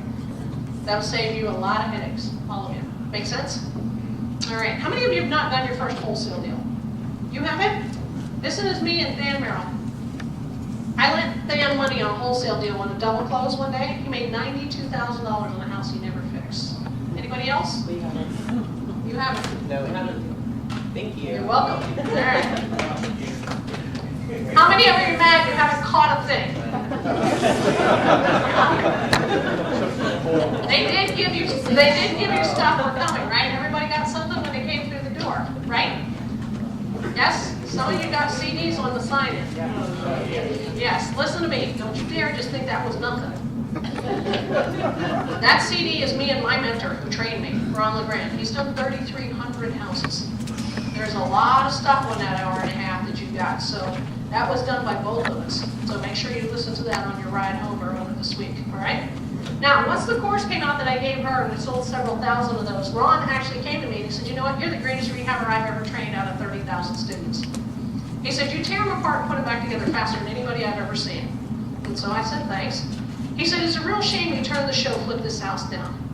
They came to me to do the first 16 episodes. I met with the producers in New York. It was all gung-ho to do it. And I said, what are the 16 lessons? We're going to do kitchens, rooms, bathrooms. And they said, oh, no, lady, this is nothing. This is nothing about education. This is about ratings. This is about TV commercials. This is about drama. That's what the American population watch. They said, we need you to lose money on 3 houses out of 16 in front of 2.1 million people. I said, I don't think so. So I passed on the show because it teaches you just enough to be dangerous. Like my students in Houston who can't sell those houses with the gray and white, yeah, they're in trouble because the shows are not right on a lot of things. But you think it sounds good. Ron said to me, he said, you know, it's a shame because you could really talk a population and want to rehab a lot. So he said, why don't you hire your own filming crew? Your own contractors, you're 21 mature grown-up adults. So I said, you know what, that's cool. So I hired a filming company. They followed us for 9 months. I spent $45,000 to give birth to these. There are 17 rehab categories you have to learn how to estimate. So we show you a roof. We teach you how to tell it's shot. We show you how to strip it, how to redo it, how many guys, how much is labor, how much is material. So you understand how to put a roof back on, how many days it takes.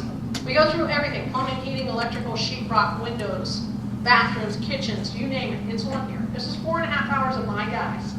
Watch these twice. Then these should go in the glove box of your car. Next time you need a pre-screened contractor, you pull it out, you hand it to them, smile and say, this is me and my partner Robin. We've done over 400. And grin at the contractor, eyeball to eyeball. Look him in the eyes and tell him, if you do it for the prices in here, to the time frames I've got here, to the quality standards I've got here, I'll hire you. See, what the DVDs will do is shake off all the snakes and the thieves. Because they know you know. They'll say, oh, I'll get you a quote in a day or two, and you never hear from them again. Do not call them and ask where the quote's at. The good old boys that's been around a long time, my mature, grown-up adult type contractors, they'll quote and it'll come in where it needs to be. Those are the guys you want. They've been in business a long time. They're not the cheapest boys around, but they're quality all the way. Does everybody understand what I just said? Who's gotten shafted by a contractor by at least 15 grand in this room? 20. 25? So we're stuck somewhere between 20 and 25. How bad? 22. 22? Anybody above that? 24. 24. Where did that come from? I heard it. Where was it? Somebody admit it. You? 24. Did you end up making anything on your house? No, I'm gonna move into it. You're going to move in. Everybody has the right to screw up one deal. This is my $500 gift to you. Please watch it up closely. You got it? Thank you. You're welcome. That makes me very really upset to know that guys get away with taking advantage, and I say guys loosely, that they hurt people by that much money. So it was $22,000 for you. This one's called How to Control Contractors Like a Dog on a Leash here. Gentleman right behind you, lady right in front of you. You guys are good catch. You're like the Eagles. Unlike Tom Brady that was in the air. You think he's still kicking himself in the backside for missing that? That sneak thing, he could have got really 6 or 7 points and blew it. All right, not that I'm a football fan. I did watch it for about 30 seconds. All right, the next course I want to give away is your fault. And here's why. As I speak 180 nights a year, when I get done on a night like tonight, usually when I'm packing up, there's 2 or 3 people that always want to wait for me with that one more quick question. And here's the one I always get. So how'd you really do it? I didn't used to understand what that meant. I would look at students kind of stupid. Now I know what you're trying to ask me. You've got 1 foot in real estate. You got 1 foot in your corporate job, and you lean back and forth between the two, wanting to take the old man leap like Torrance did. And so the big question you got for me is, how did I take that leap of faith, leave IBM, and then go on to do 7 figures a year, and never look back? Here's what I know. I run my business like a business, not a hobby. I take it very seriously. See, multimillionaires, we run our business differently than the average folks do. Let me give you an example. Every Tuesday, I lock myself behind closed doors, alone, 100%, for an hour to work on marketing for my company. No marketing, no money. No marketing, will not bring us for sellers, which means no houses. No cell phone, no employees, no kitty cats, no horsies, no interruptions, 100% marketing. I take that marketing meeting as serious as a CAT scan or an MRI. When I had cancer in my middle 30s, I wouldn't miss a CAT scan. You wouldn't be late for it. I'm going to tell you right now, I'm not late for my marketing meeting with myself either, because all growth happens when you're alone, not in the presence of others. Make sense? You've got to run this thing like a business, and if you do, it comes back tenfold. Now, the last 2 CDs in here are how to do houses in your retirement account, because I don't know if you caught what I said about the option. That $100,000 profit I made on that auction deal went through my IRA, so I paid no income tax. If I would have done that in my LLC, I would have paid $38,000 out of the 100 to the government. I would have ended up with $62,000, not 100. I'd much rather work with 100. My fastest turning deals, my quickest closing deals go through my IRA, so I pay no income tax. You need to understand how to do that. Now, for those of you that have kids, grandkids, nieces, nephews, my favorite IRA is the Coverdale educational IRA. I have a niece, I have a nephew. I couldn't have kids after my surgery. I wanted kids, but I didn't get them. So I pretty much adopted my niece and nephew. My brother is a complete goofball, and I'm going to ask that this does not go out on YouTube. I mean, I've said a couple things that I would prefer doesn't leave this building, all right? My brother's a complete financial screw-up. He lost my dad's family business, bankrupted it. He now is a prison guard. So when his kids got ready to graduate high school, Dallas, my nephew, called me up and he says, Aunt Rob, I'm going to join the military. And I said, you're not going to college? He said, Dad didn't put any money away for me. I have nothing. I'm not going to come out owing so far in debt. It's going to take me 20 years to pay for it. He said, I'm going to join the Marines. So I went and met with my nephew and I sat him down. I said, do you really want to serve the country, or are you just doing it because there's no other choice? He said, well, I don't really want to go, but he said, I don't have a choice. I can't afford to go to college. And I said, okay, I'm going to make you the deal of a lifetime. We're going to sign a contract. My nephew didn't know what that was at 17 years old, so I had to explain to him what a contract is. And I said, I'm going to make you the agreement that I'll pay for half your college education, plus all your books, plus your room and board, as long as you keep a 3.2 grade point average. He graduates this coming May 10th. Right now he's a 3.8. Now, the reason I don't want this out on the internet is because my brother and his wife does not know this is going to happen. So you have to promise me, whatever you're recording, this is going nowhere. On his graduation day, I'm going to hand him a card, which when I hand it to him, he's going to think isn't much. Inside that is a check to pay off all his student loans coming out of the Coverdale IRA that I set up for him 10 years ago. I did a couple flips in a wholesale deal, and then I kept a house for a while, and there's enough money in there for him to get the whole ride for his college paid for. He's not going to go out dead. If he wants to go on to take a master's, there's nothing there to do that too.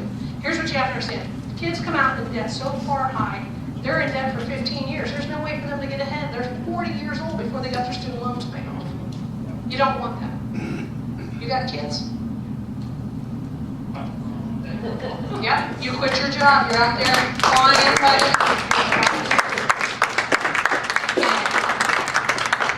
He just recently let go of his job. That was our discussion before class tonight, so I'm gonna reward you with that one. Good, I know, you said you bought 6 houses, now you got all day to look. What else is there to do, right? The last one I want to give away is courtesy of my mother and dad. My parents, my biological parents, are two of the most negative people that walk this planet. My mother is planted to a broomstick handle and she flies it regularly, not just in October. Another reason that goes nowhere, but I want to be honest with you. How many of you got negative folks in your life back home? Or you work with them? Look, I get it. My dad was a raging alcoholic most of my young years. My dad never wanted me from the day I was born. He made it perfectly clear because he gave the entire family business that was very, very successful to my brother. He didn't want me. He made it clear. I came first. 5 years later, my brother came, and I was the outcast after that. Now, I spent most of my young years trying to do really good in high school to prove to my dad I was worthy to go to work for him, even though he told me women just get pregnant and make pot roast and don't worry, we'll find you a rich guy. That was the typical dinner conversation. My dad was very old school.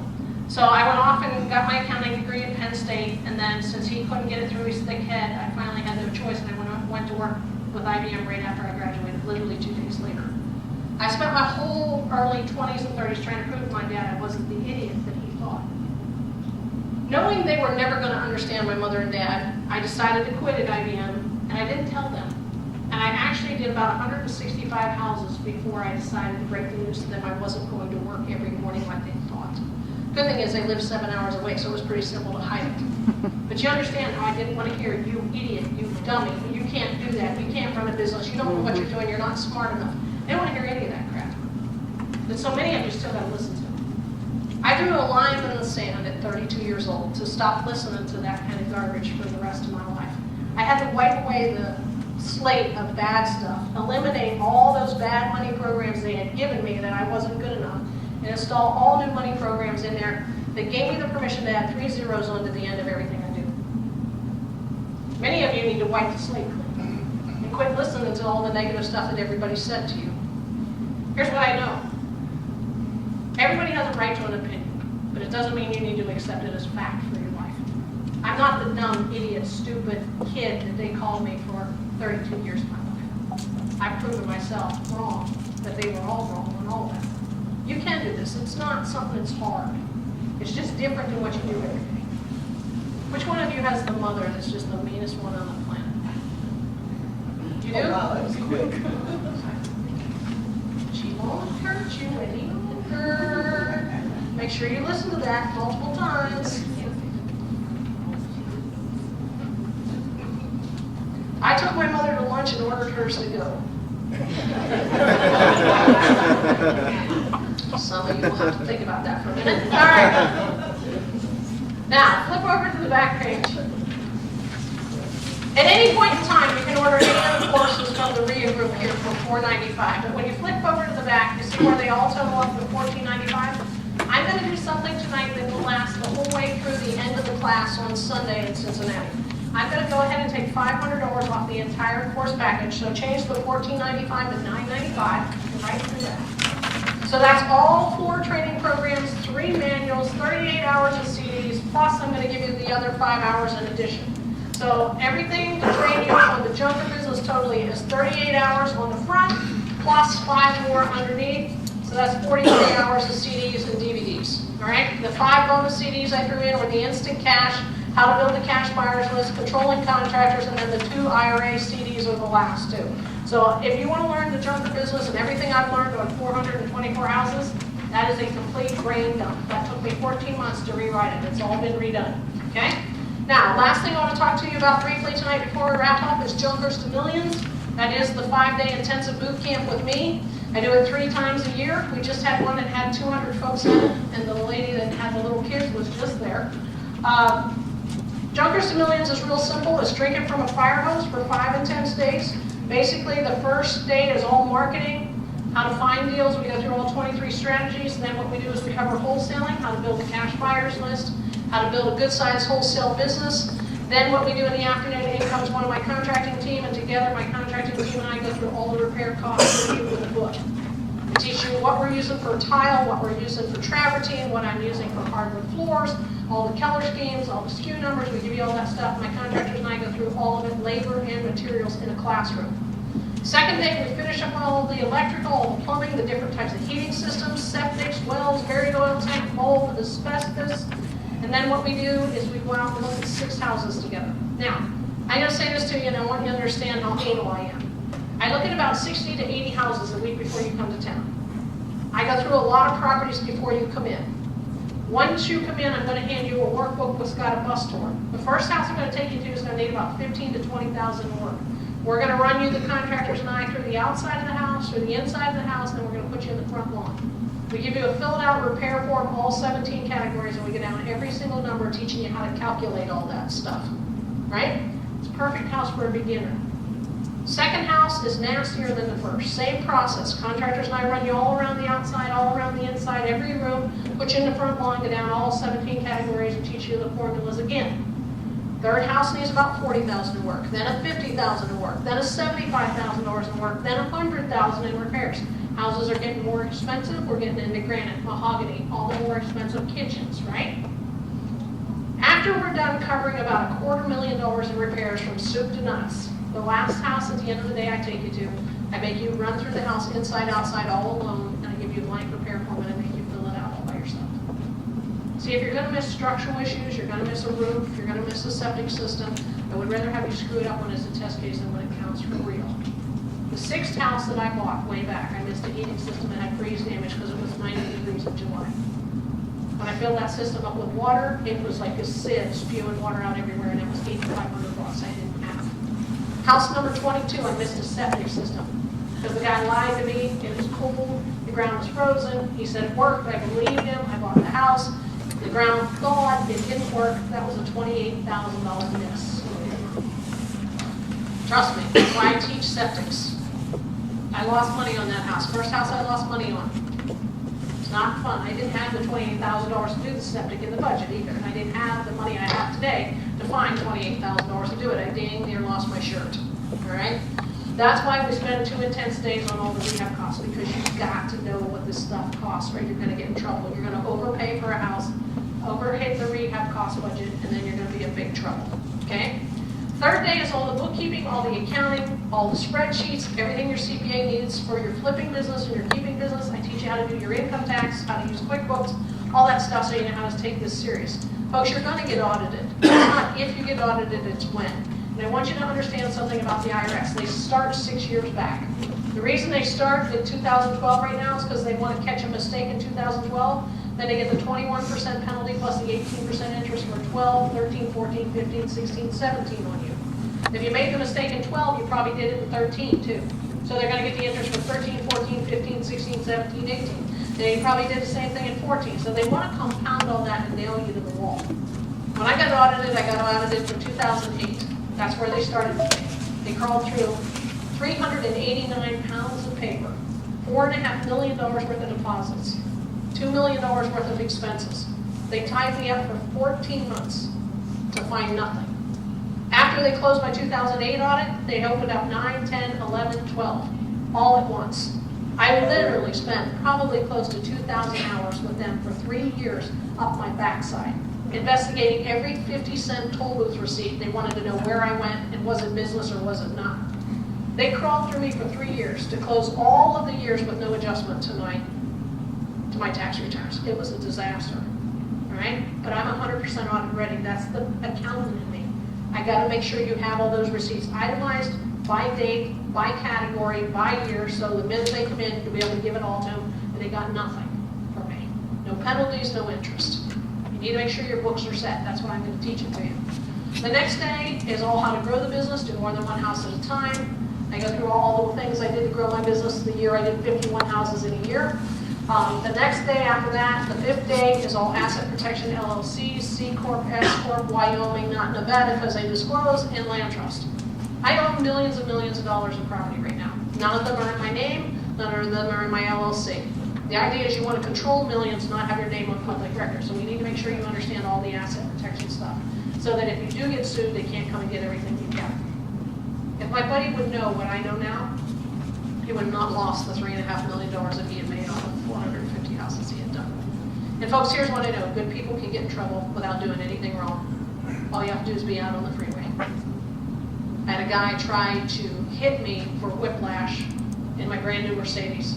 He just locked the brakes up for no reason whatsoever at 70 miles an hour just so I could bump him. And when I slid past him and I missed him, he was smashing his dashboard in anger that I missed him. Now, he's somebody's tenant. Is he yours? Well, you laugh.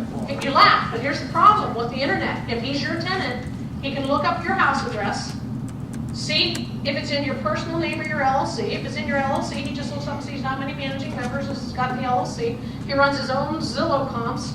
He looks it up and sees what your mortgage was recorded. And he can pretty damn well match back into your net worth pretty quick. If you're not using land trusts, if you're buying houses in your name or in your LLC, you're sitting up just waiting with the bullseye painted on your backside. Tenant's got nothing else to do at night. I don't own anything. I control millions. That's why we need to make sure we cover the asset protection so you make a lot of money, you don't lose it. Now, the price of the boot camp while you're here tonight, and this will be good through Sunday when I leave Cincinnati, for all 5 days of the boot camp, plus all the courses, all the DVDs, and all the CDs, for one person to the training, it's $19.95. 2 people, 2 business partners, 2 friends, $29.95. So basically, it's $9.95 for the courses and $1,000 for each person to go to the training. Now, you have the right to go to the boot camps as many times as you want to take them for the rest of your life. You're allowed to repeat as many times as you want at no cost. The only speaker in the industry, unless your kids come home as many times as they want at no additional fee. The refund policy is real simple. You have the right to come to the whole first day. You have the right to go out on the bus with you the whole second day. If after 2 full days you don't feel you've got your money's worth, I'll gladly give it all back and let you go home. I'm going to vouch for you, or put you in a mess, whatever way you want to look at this. You've been there. Oh, yeah. If you want to know what it's really like, he'll tell you it's drinking from a fire hose. If you want to ask him what he learned and if he thought it was valuable, I'm going to let him get cornered after class if that's okay. So, you've been once? Yes. So, and he has the right to come back as many times as he wants. Okay? Got it? All right. I think that's all. Thank you. All right. Class on Saturday and Sunday start at 9. I don't know what time registration is. It's probably 8 or 8:30 over there. It's the Holiday Inn over in Cincinnati. So if you go ahead and get signed up, I'll make sure I got all the bonuses and goodies for you. I think that's all. I had a good time with everybody. I appreciate Marcia asking me to come over. So I hope you guys learned some stuff tonight. I appreciate you staying a little bit late for me. So I hope you had a great time. I did. So enjoy the rest of your week. Stay warm and let's hope the snow stays off for the weekend.